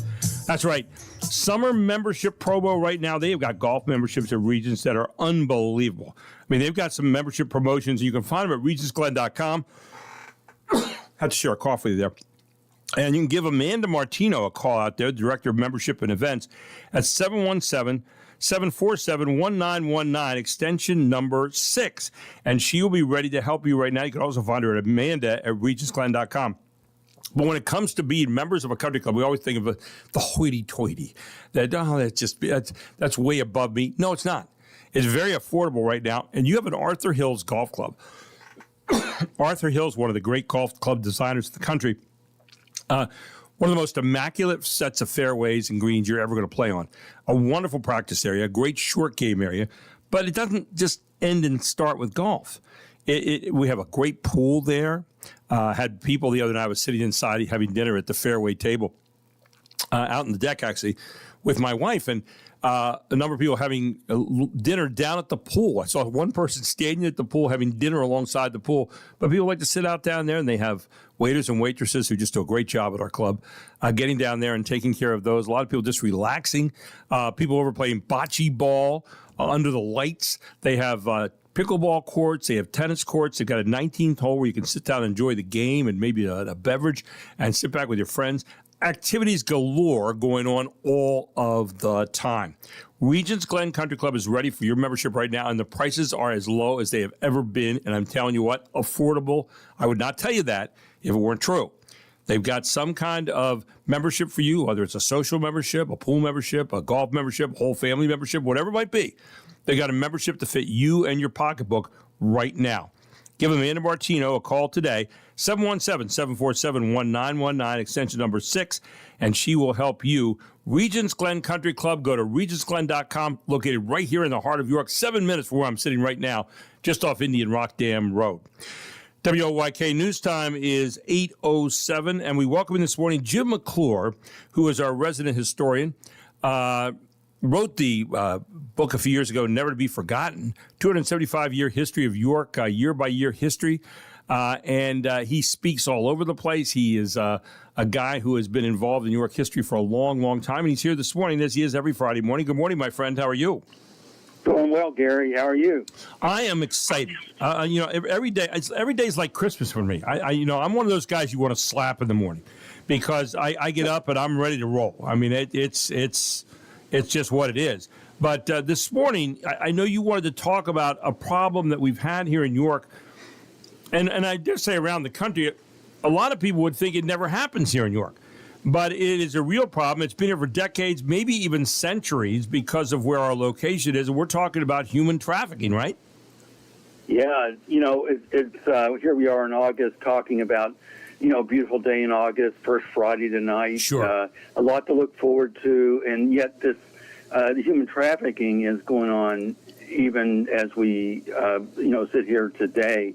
It's been called the carbon monoxide of crimes because it's invisible. It's hard to detect, but it's damaging to the victim and communities. And really, Gary, we talked last week about, how York County, because of its location here right on the Mason-Dixon line, where north meets south, the mid-Atlantic states, the Keystone State, we've always been in the middle of things. And so that has hurt us in some ways in terms of preservation of our historic structures, because our land is so valuable to developers. Well, in many ways, the same thing is true. Our location, it gives us kind of a bullseye for human traffickers, because we're near New York, we're near D.C., we're on all these interstates, and it just happens here all the time. And so, and it has for many, many years. This isn't a political thing, Gary. This isn't something that just happened because of Biden and, and Trump and all this national stuff. It's something that goes back. I mean, you could trace it back to the Underground Railroad, if you want to go back that far, where, enslavers would travel north of the Mason-Dixon line and bring back, in York County, freedom seekers. And it was legal then, but still it was human trafficking. They brought it back as a way of using them, the enslaved people, as forced labor. I was looking back at some judicial data about this, and I wondered how prominent human trafficking is in York County today. And so it kind of looked at York, Lancaster, and Dauphin counties collectively in this. But one of the things that jumped out at me, Jim, was the idea that these three counties collectively account for more than 1/3 of all human trafficking offenses that filed across the state of Pennsylvania.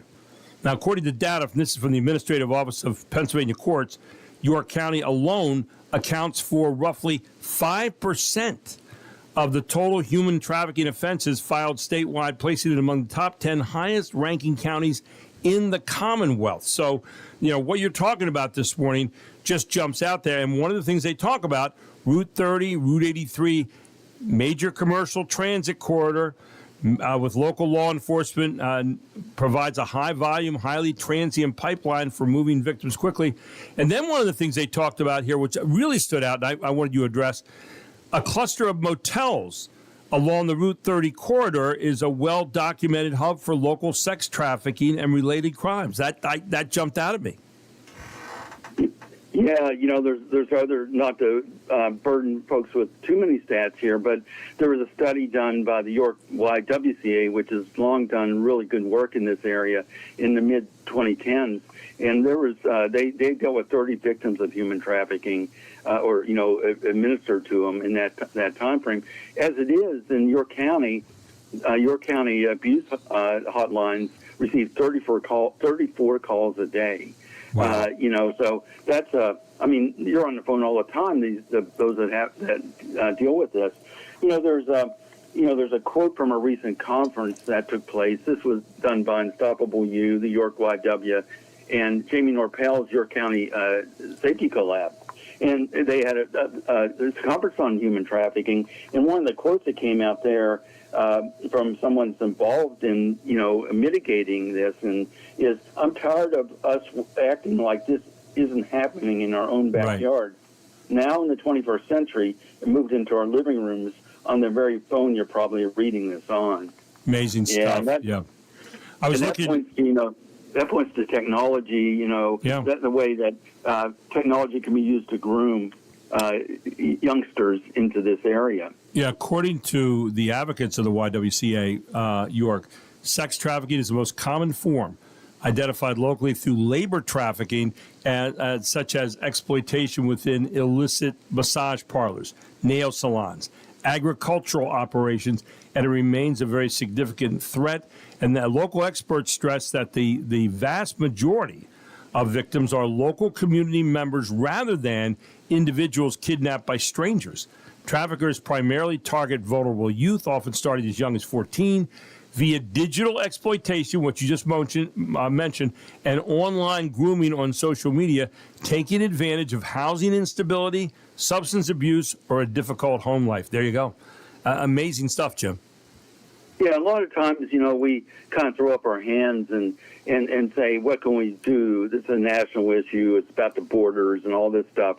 But it's been going on before that. It's been going on for a long time. And it's something that we can do. We can support these entities that are, York YW, Unstoppable U. We can support them financially. We can support them in other ways. That's something tangible. But I think if we think locally about these problems and not think nationally, not wait for the federal government to solve these things, but to try to work on a local level. And, actually, our friend Aaron Anderson wrote a whole book on this idea, Unlikely Good, where he says take these things and break them down to smaller components and try to, on the community level, to work with this. And that's exactly what some of these nonprofits are doing here in New York. I know the YWCA has been very big. They have the York County Human Trafficking Task Force, and they coordinate with the law enforcement to provide immediate crisis services, clothing, food, long-term therapeutic support to survivors. And then you got other community initiatives. I know local advocates hold major awareness campaigns, such as the annual Anti-Trafficking Safety Summit, the Red Sand Project, which is an interactive art installation where community members pour red sand into sidewalk cracks to symbolize ensuring that vulnerable victims do not fall through the cracks. We've heard about that. And again, if you suspect human trafficking or need support, you can contact the National Human Trafficking Hotline at 1-888-373-7888 or text HELP to 233-733. So there are a lot of ways that you can get out there and make sure that people are aware of potential human trafficking situations here in York County. Yeah, Gary, you look back at the problems after the York race riots in the early 70s, and they seem insurmountable. But you have community members that said, I'm going to work on this. So there's an example that I've used about Pat Flinchbaugh, who formed a public transit club to help people get to work. And so she just took it upon herself to create this nonprofit, and that York Transportation Club, it was later folded into Rapid Transit because public transportation was such a big problem back in that time for people just to get to work. So, there wasn't public transportation up until we really were not effective or affordable. And so she took it upon herself. And so we think 50 years from now, people are going to be looking back at us today on this very day in August or this time frame, and they'll say, what were they doing about human trafficking? They knew about it. It was the statistics are there to support it. What do they do about it? And, we can do something about it in our community. Well, we're talking about it here this morning. A lot of people are doing something about it. We want to make you aware of where the services are, what you can do to report this. Again, the number, National Human Trafficking Hotline at 1-888-373-7888. That's 1-888-373-7888. Or text HELP to 233-733. That's HELP, 233-733. Jim, very important topic to talk about this morning. Thank you so very much. Where are you going to be in upcoming days here, my friend? Yeah, I'll be co-hosting a York County Writers Roundtable on September 3rd. We're going to have Adriel Resch from the JCC there talking. She's done a lot of work on local liberators of German POW camps in World War II. So that's going to be a very interesting topic. 7 p.m. on September 3rd at York County History Center. Of course, first Friday night tonight, people can get out and enjoy York and get out and enjoy the whole town that you and I both love and talk about all the time. But always good having you on Friday morning, my friend. Thank you so very much. I hope you will pick up a copy of Never to Be Forgotten, 275 Years of York History. Brown's Orchard has them. When you're down there shopping around, check it out. Also, the York History Museum, where you should get to, corner of Pershing in Philadelphia. Just a great place to go and pick up a copy of Jim McClure's book, Never to Be Forgotten. Thank you, my friend. Have a great rest of your week, okay? Thank you, Gary. Thank you, Jim. Take care. Jim McClure right here on the Gary Sutton Show on WOYK. We'll take a break. We'll come right back. We got maybe some news you might have missed and much more. All straight ahead, maybe even some Revs highlights again. It was not a good night. They lost, but you know what? It was an exciting night, and the Revs continue playing great baseball. We'll tell you more about that next here on the Gary Sutton Show. It's a Friday morning on WOYK.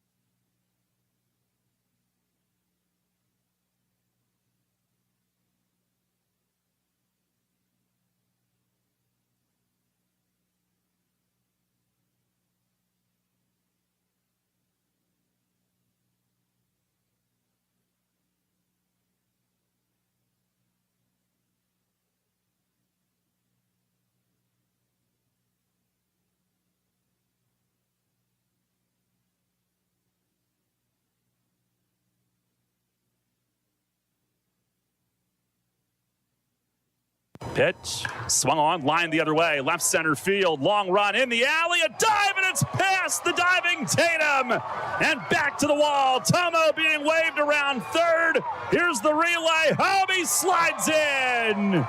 And Nick Dunn with an RBI double the other way. Revs have struck first. It's 1-0. He swings, drives it to deep right center. Brown on the run, and he gets there. Makes a great running grab, saves 3 runs. Devontae Brown like he was shot out of the cannon. D-Ray trying to be a hero. He's got a battle now. Pitch. In the dirt, it gets away! And Moreno coming in. This game's tied at 3. Wild pitch in the bottom of the 9th, the third one. And we are tied again. 3-3 Moreno. The pinch runner scores from third. And the pitch. Swing and a line drive deep right field. It is off the wall. And Ray scores. Teeter's going to be held to a single. He hit it so hard. But we are tied at 4 here in the bottom of the 10. Fires home. Swing a ground ball towards short. Ramirez there. Flips to Dunn. The turn to first. A double play. They turn another one. 6-4-3. And the Ducks do not score in the 11th. Pitch. Swing and a drive to deep right field.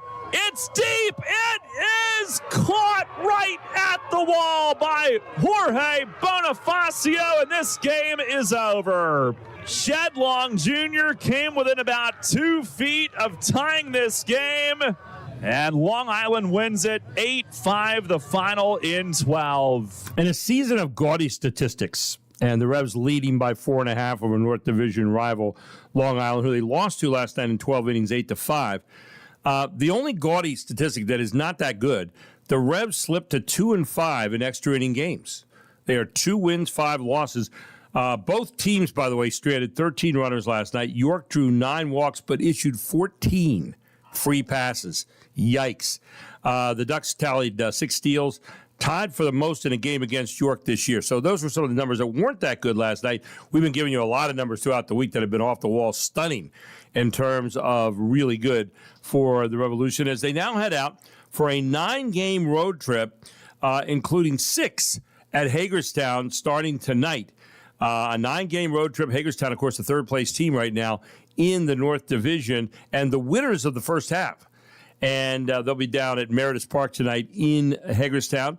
Sean Rapp goes tonight, the left-handed pitcher for the Revs, who was dynamite his last time out. 4-3 is his record, 3.45 ERA, which is unheard of in the Atlantic League.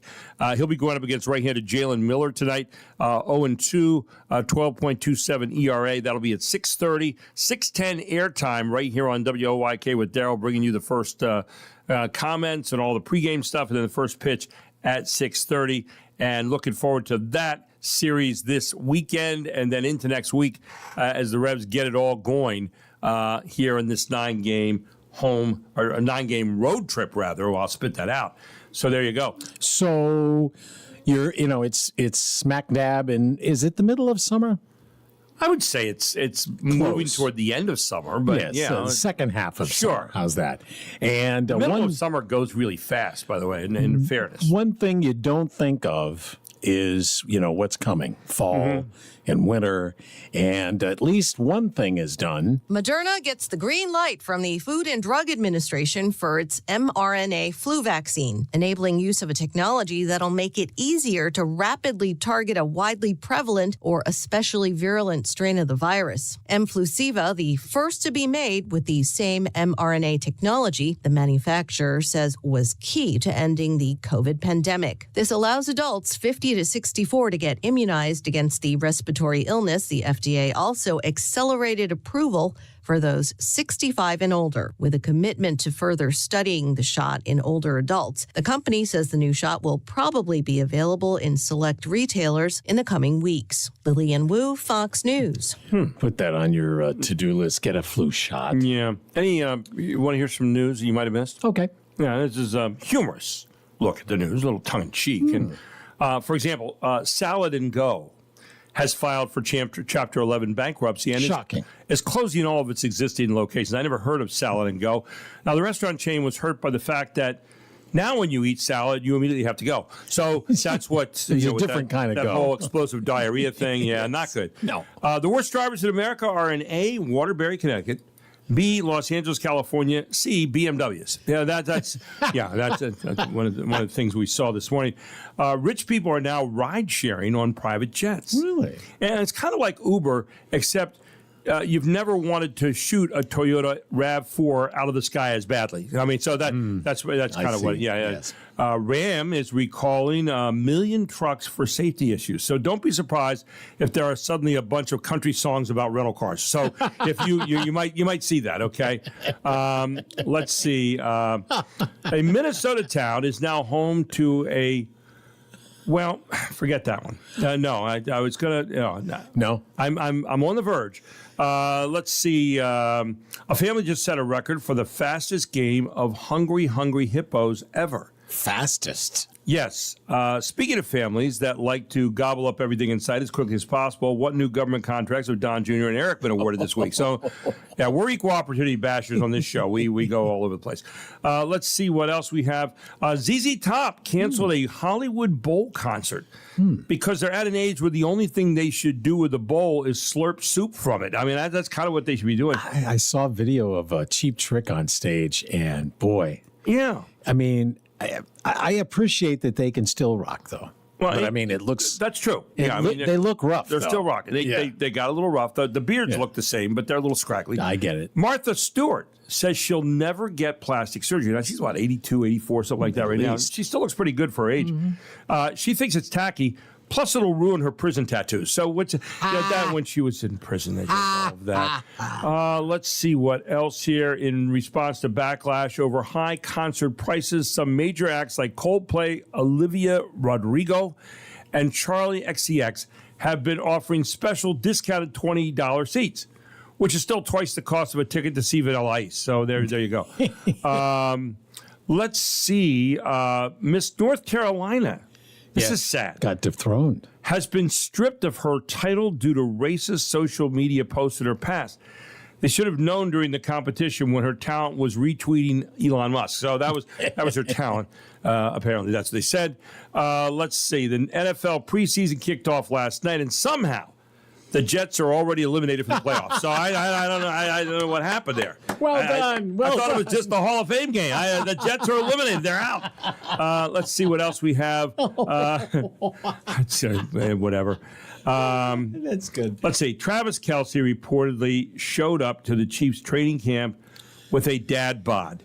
And if you're thinking, but wait a minute, he's not a dad, then you've never had to take care of 7 cats at one time. I mean, because his wife has a lot of cats, and so maybe Travis, but we'll see what happens. Can you fault the guy who got married some weeks ago? Give him a break. Come on, Anyway, we have those are some news items you might have missed, and when we come back, we're going to check in this morning with Dennis Owens, who's got some news you might have missed from the state this past weekend. This hour being brought to you by Regents Glen Country Club, where they have some great specials right now at Regents Glen. All kinds of memberships, from social memberships to pool memberships to golf memberships to family memberships. They've got pickleball, tennis, all kinds of activities, bocce ball, golf, a great outdoor golf range, outdoor golf short range to practice on, the Fairway Table, which is a wonderful place to eat and have dinners. They have it all right there for you right now at Regents Glen Country Club. Find them at regentsglen.com or give a call today to Amanda Martino, the Director of Membership and Events, at 717-747-1919, extension 6. Or you can write to her, Amanda at regentsglen.com. She'll be glad to show you around. Oh, yeah. And you can go to regentsglen.com right now to find out all about how affordable country clubbing can be. Yeah, it's not just for the hoity-toity anymore. Country club memberships are very affordable, and so many different kinds for you that'll meet your pocketbook at Regents Glen Country Club. We'll take a break. We'll come right back.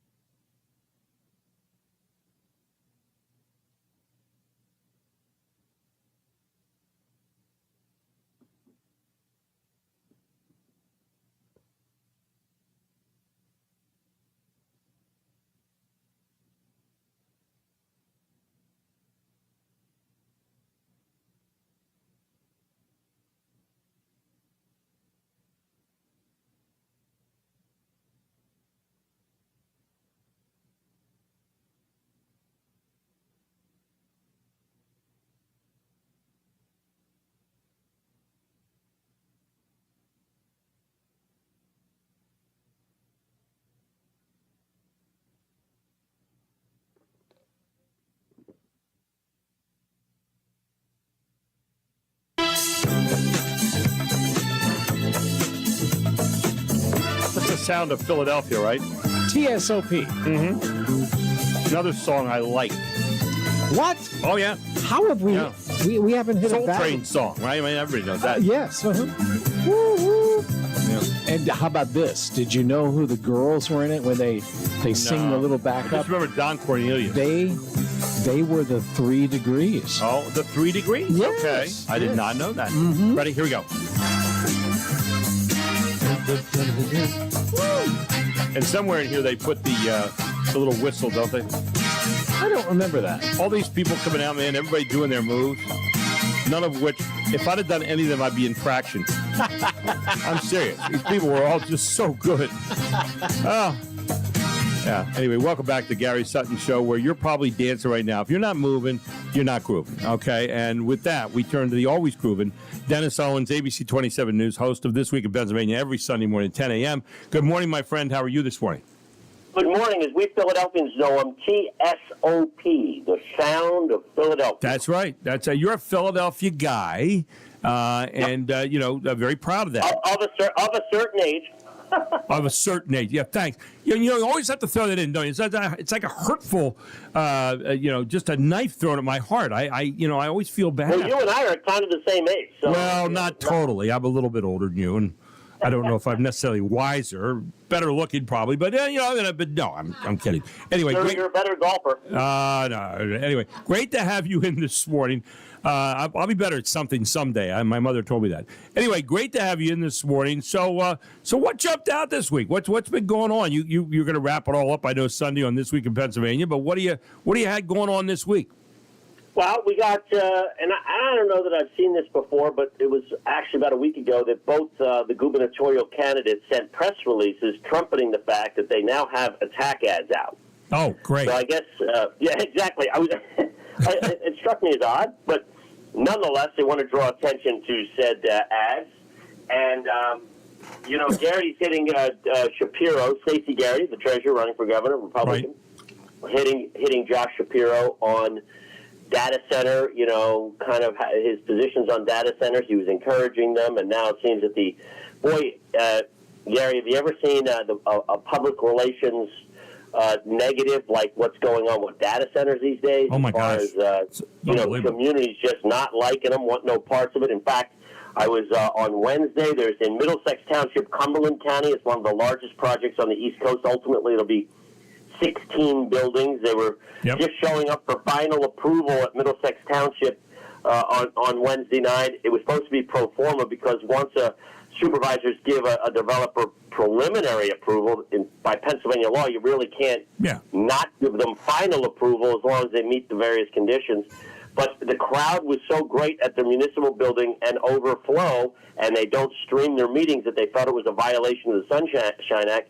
So they postponed it, and they're going to look for an elementary school or something to hold it in another couple of weeks. What's interesting on this? What's interesting on this, Dennis, is everybody said, "Oh, okay, data centers." So we're seeing golf courses that were being bought up, and we're seeing all these big tracts of land, and people were going along and saying, "Yeah, data centers, okay." And then all of a sudden, they found out about the power needs, and they found out about all the stuff that they're going to need to make these suckers run, and the numbers are off the charts. And now all of a sudden, that has swung from South Pole to North Pole in a hurry in terms of people being upset, as you obviously pointed out here with this meeting, right? Well, exactly. And it's just interesting to me, and again, you and I are of a certain age, to think restarting 3 Mile Island and all of the baggage that has with it is almost, okay, no problem, is the public sentiment. And yet data centers is now the boogeyman. Oh, yeah. Yeah, data center. And, of course, data center is what we really need for all this stuff that we're doing with... Yeah, all the people complaining about data centers don't get off their phones and don't stop using the computers and all of the things that data centers require. Yeah. And, by the way, if you're wondering, what does just so we're fair here, I had a very nice conversation with the CEO of this. It's called the PAX One project that they're putting in Middlesex Township, and I had a nice conversation with the guy who's behind it, CEO Egal Freibush is his name, and he said, "Here's what we're doing. We're improving the infrastructure there. They're putting in a PPL substation that benefits everybody in the region. Right. by the way, we're going to give it's going to be, when it's all up and running, $65 million a year estimated. It'll be $10 million to the township, $10 million to the county, and $45 to the Cumberland Valley School District. And what school district doesn't need an extra $45 million a year? And in theory, and I say theory in quotation marks, that could lower or at least stop the increase of property taxes that Cumberland Valley School District residents are paying right now. That's the theory. So that's a benefit. And he also says, you know, it was supposed to be a housing development, and then it got switched to data centers. Had it been a housing development, he said, you would have a lot of kids that are then going to the school. We're not putting kids in the school at the data center, so we're not beating up, yes, housing developments, people come in and pay taxes, but if you're also putting kids, you're putting a stress on the school district. We're basically not doing that. So I'm not getting into the middle of good, bad, otherwise, but there are some things they are offering. Yeah. But you know what? You know what's interesting is the balance that the community now is weighing is, okay, I'm being a little cynical when I say this, so you forgive me, but I think you're exactly right on putting out all the information where it does benefit the community, but you say, okay, that's shakedown money. All right, so in other words, you're going to pay all that to make sure you help the community. Yet at the same time, will it hurt the community in the long run with all the things that you need? And I think that's the balance that we're trying to ascertain right now that we really don't know yet as a total community. Is that a fair statement? That is a fair statement, and what they're saying is it's going to look like a college campus or a regular industrial park. There aren't going to be hulking structures. He says the technology of today and tomorrow, because they're not building it yet, so the technology of the future doesn't use as much water, closed-loop system. It also isn't as loud as some of the things you might have seen in other states that have scared communities. But again, there's definitely questions in the community. And here's my big question, and here's what I don't understand, because it is farmland or housing development land that they're on. Right along 81 in Middlesex Township, there were two warehouses. You know how there's warehouses up and down 81? Huge. Well, two of the companies just announced they're closing, so there's going to be empty warehouses sitting there along 81, already industrial. Why aren't they going to places like that? Right, where they already have something built. You have something built, but it's already industrial and it's already, zoned that way. Zoned that way, and nobody can complain about noise right beside a highway, right? And Great point. So anyway. Hey, let me ask you this question though, and that's you just hit on something. One of the things that we're talking about here in York County a lot is the balance of agricultural land versus the warehouses going up. Well, obviously, we're on 83. We're on a place that goes to the south, to Baltimore, to Philadelphia, all those places. And a lot of people are saying, man, we're seeing these warehouses everywhere, and we're seeing trucks everywhere. And not that they're not important. I mean, they're extremely important, and those arteries are very important. And yet we're having this debate around the area. I hear people say it a lot. And my own family, my wife goes, another warehouse. But, are you getting the same kind of debate up where you're at in Harrisburg, Mifflin, Dauphin? Well, that debate has been had, and Cumberland County is the area I'm talking about all along Route 81 as well, because I believe 81 and 83, our region right here, and it's a crazy statistic, Gary, and I have to look it up, but it's something like we are within a 12-hour drive of two-thirds of the population of the United States. Isn't that crazy? I mean, that is absolutely nuts. And that's why it's so popular, and also the land's cheap, relatively speaking, for warehouses. Right. But I also understand, a lot more truck traffic on the roads at 83, especially down there. I mean, there's too many cars and not enough lanes, in my opinion. Well, 83 has become 95 of the Northeast so far. Well, that's it. Yeah.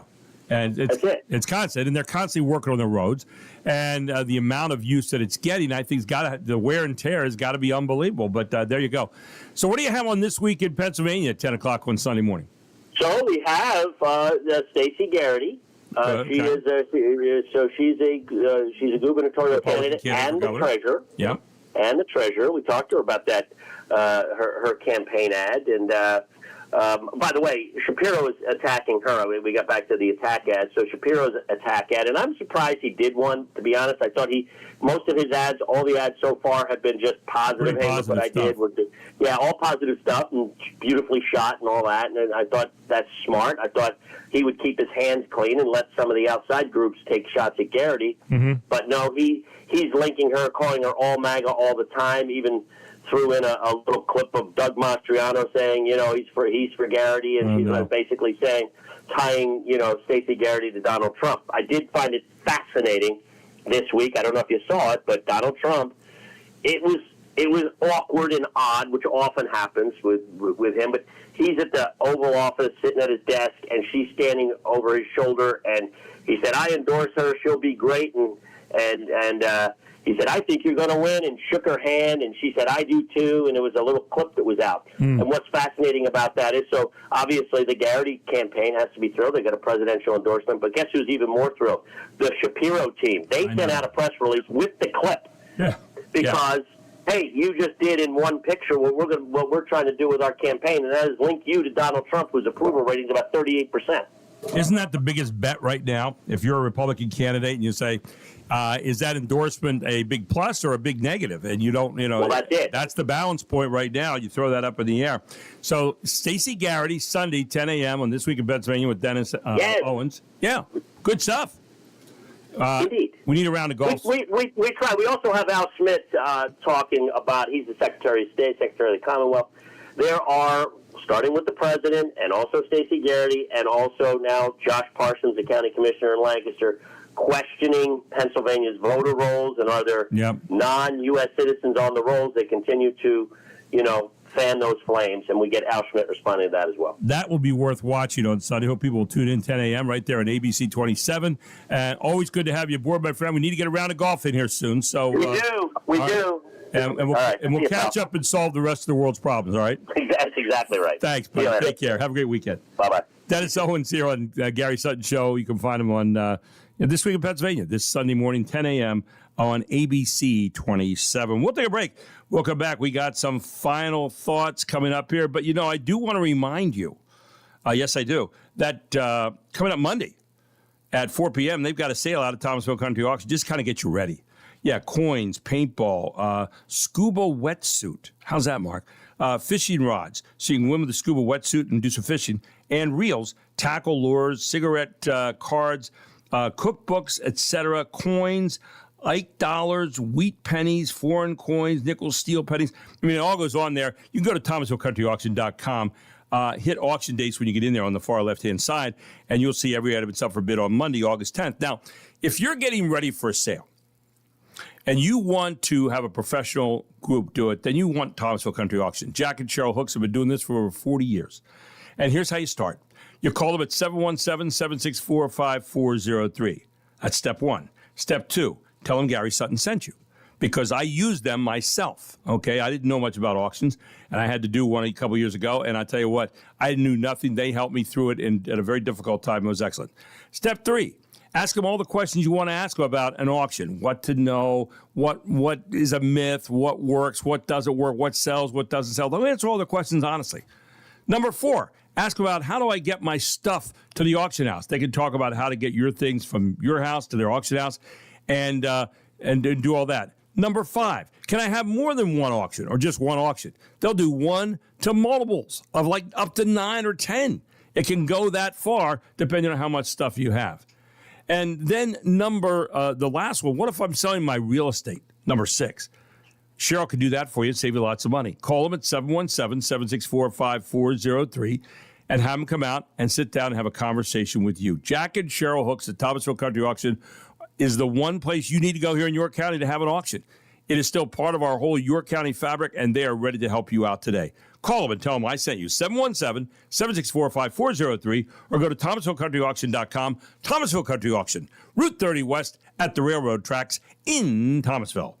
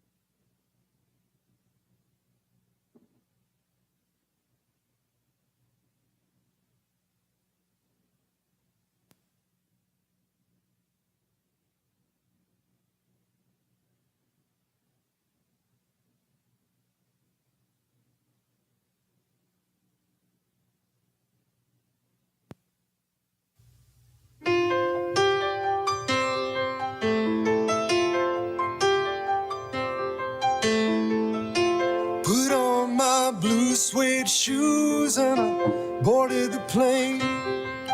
Touchdown. Great song. Land of the Delta Blues in the middle of the pouring rain. Well, that's Mark Cohn, and it was his biggest hit. They still play it these days, and it was a hit, I want to say, around the year 2000, I guess, somewhere There around comes there. the chorus. Then I'm walking in Memphis.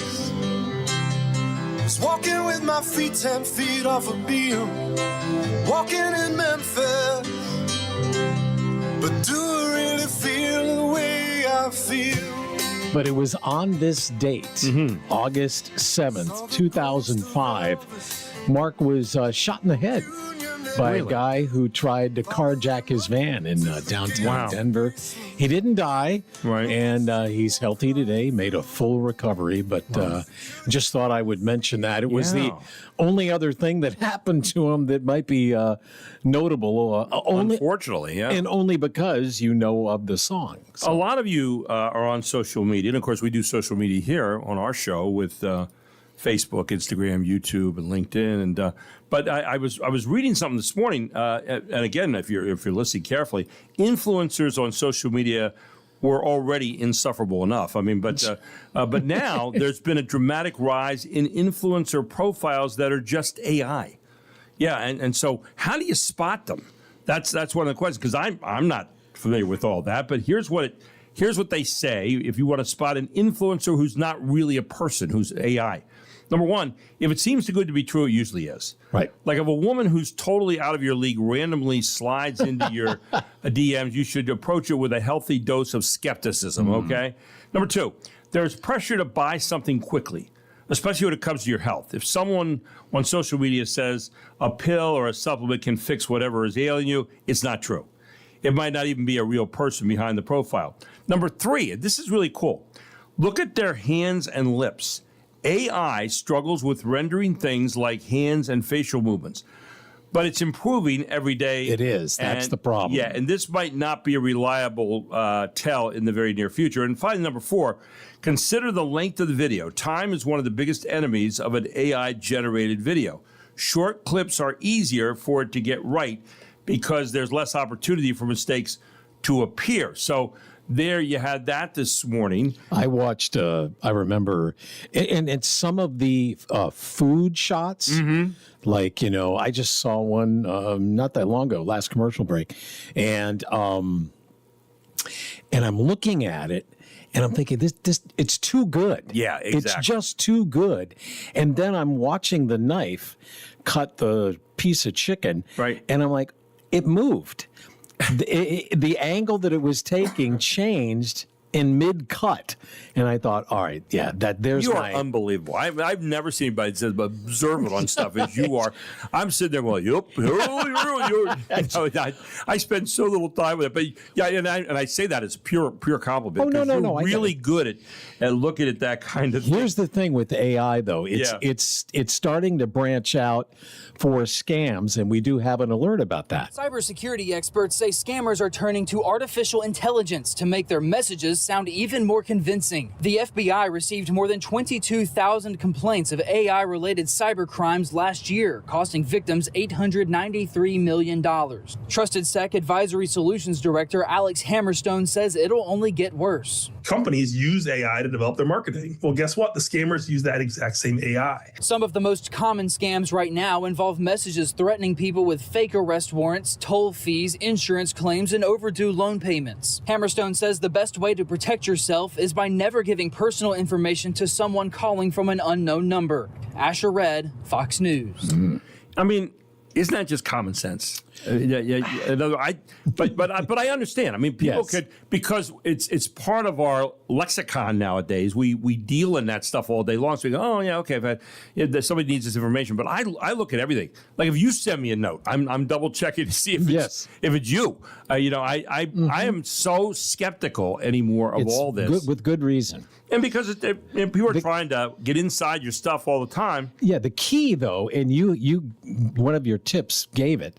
If they're asking you to do something right now, that's a tell. Little desperation there. That's it. Trying to close the deal quickly and get you. You have apps for some of these things. You do. That they would contact you through the app, or don't click on the email. Go to the app and see if there's any communication waiting for you. Ladies and gentlemen, here's something is real. Great memberships right now out at Regents Glen Country Club. And if you go to regentsglen.com, you will see those memberships up there. And you can contact Amanda Martino, who's the director of membership and events out there, at 717-747-1919, extension 6, to get a look around the place. She can take you all around there, show you everything, tell you about all the different kinds of memberships that are going to meet your pocketbook. Yeah, it has never been more affordable than it is right now. A membership at Regents Glen, whether it's a pool membership, a social membership, a dining membership, maybe a full golf membership if you'd like, a family membership, individual, executive membership. They have them all different kinds.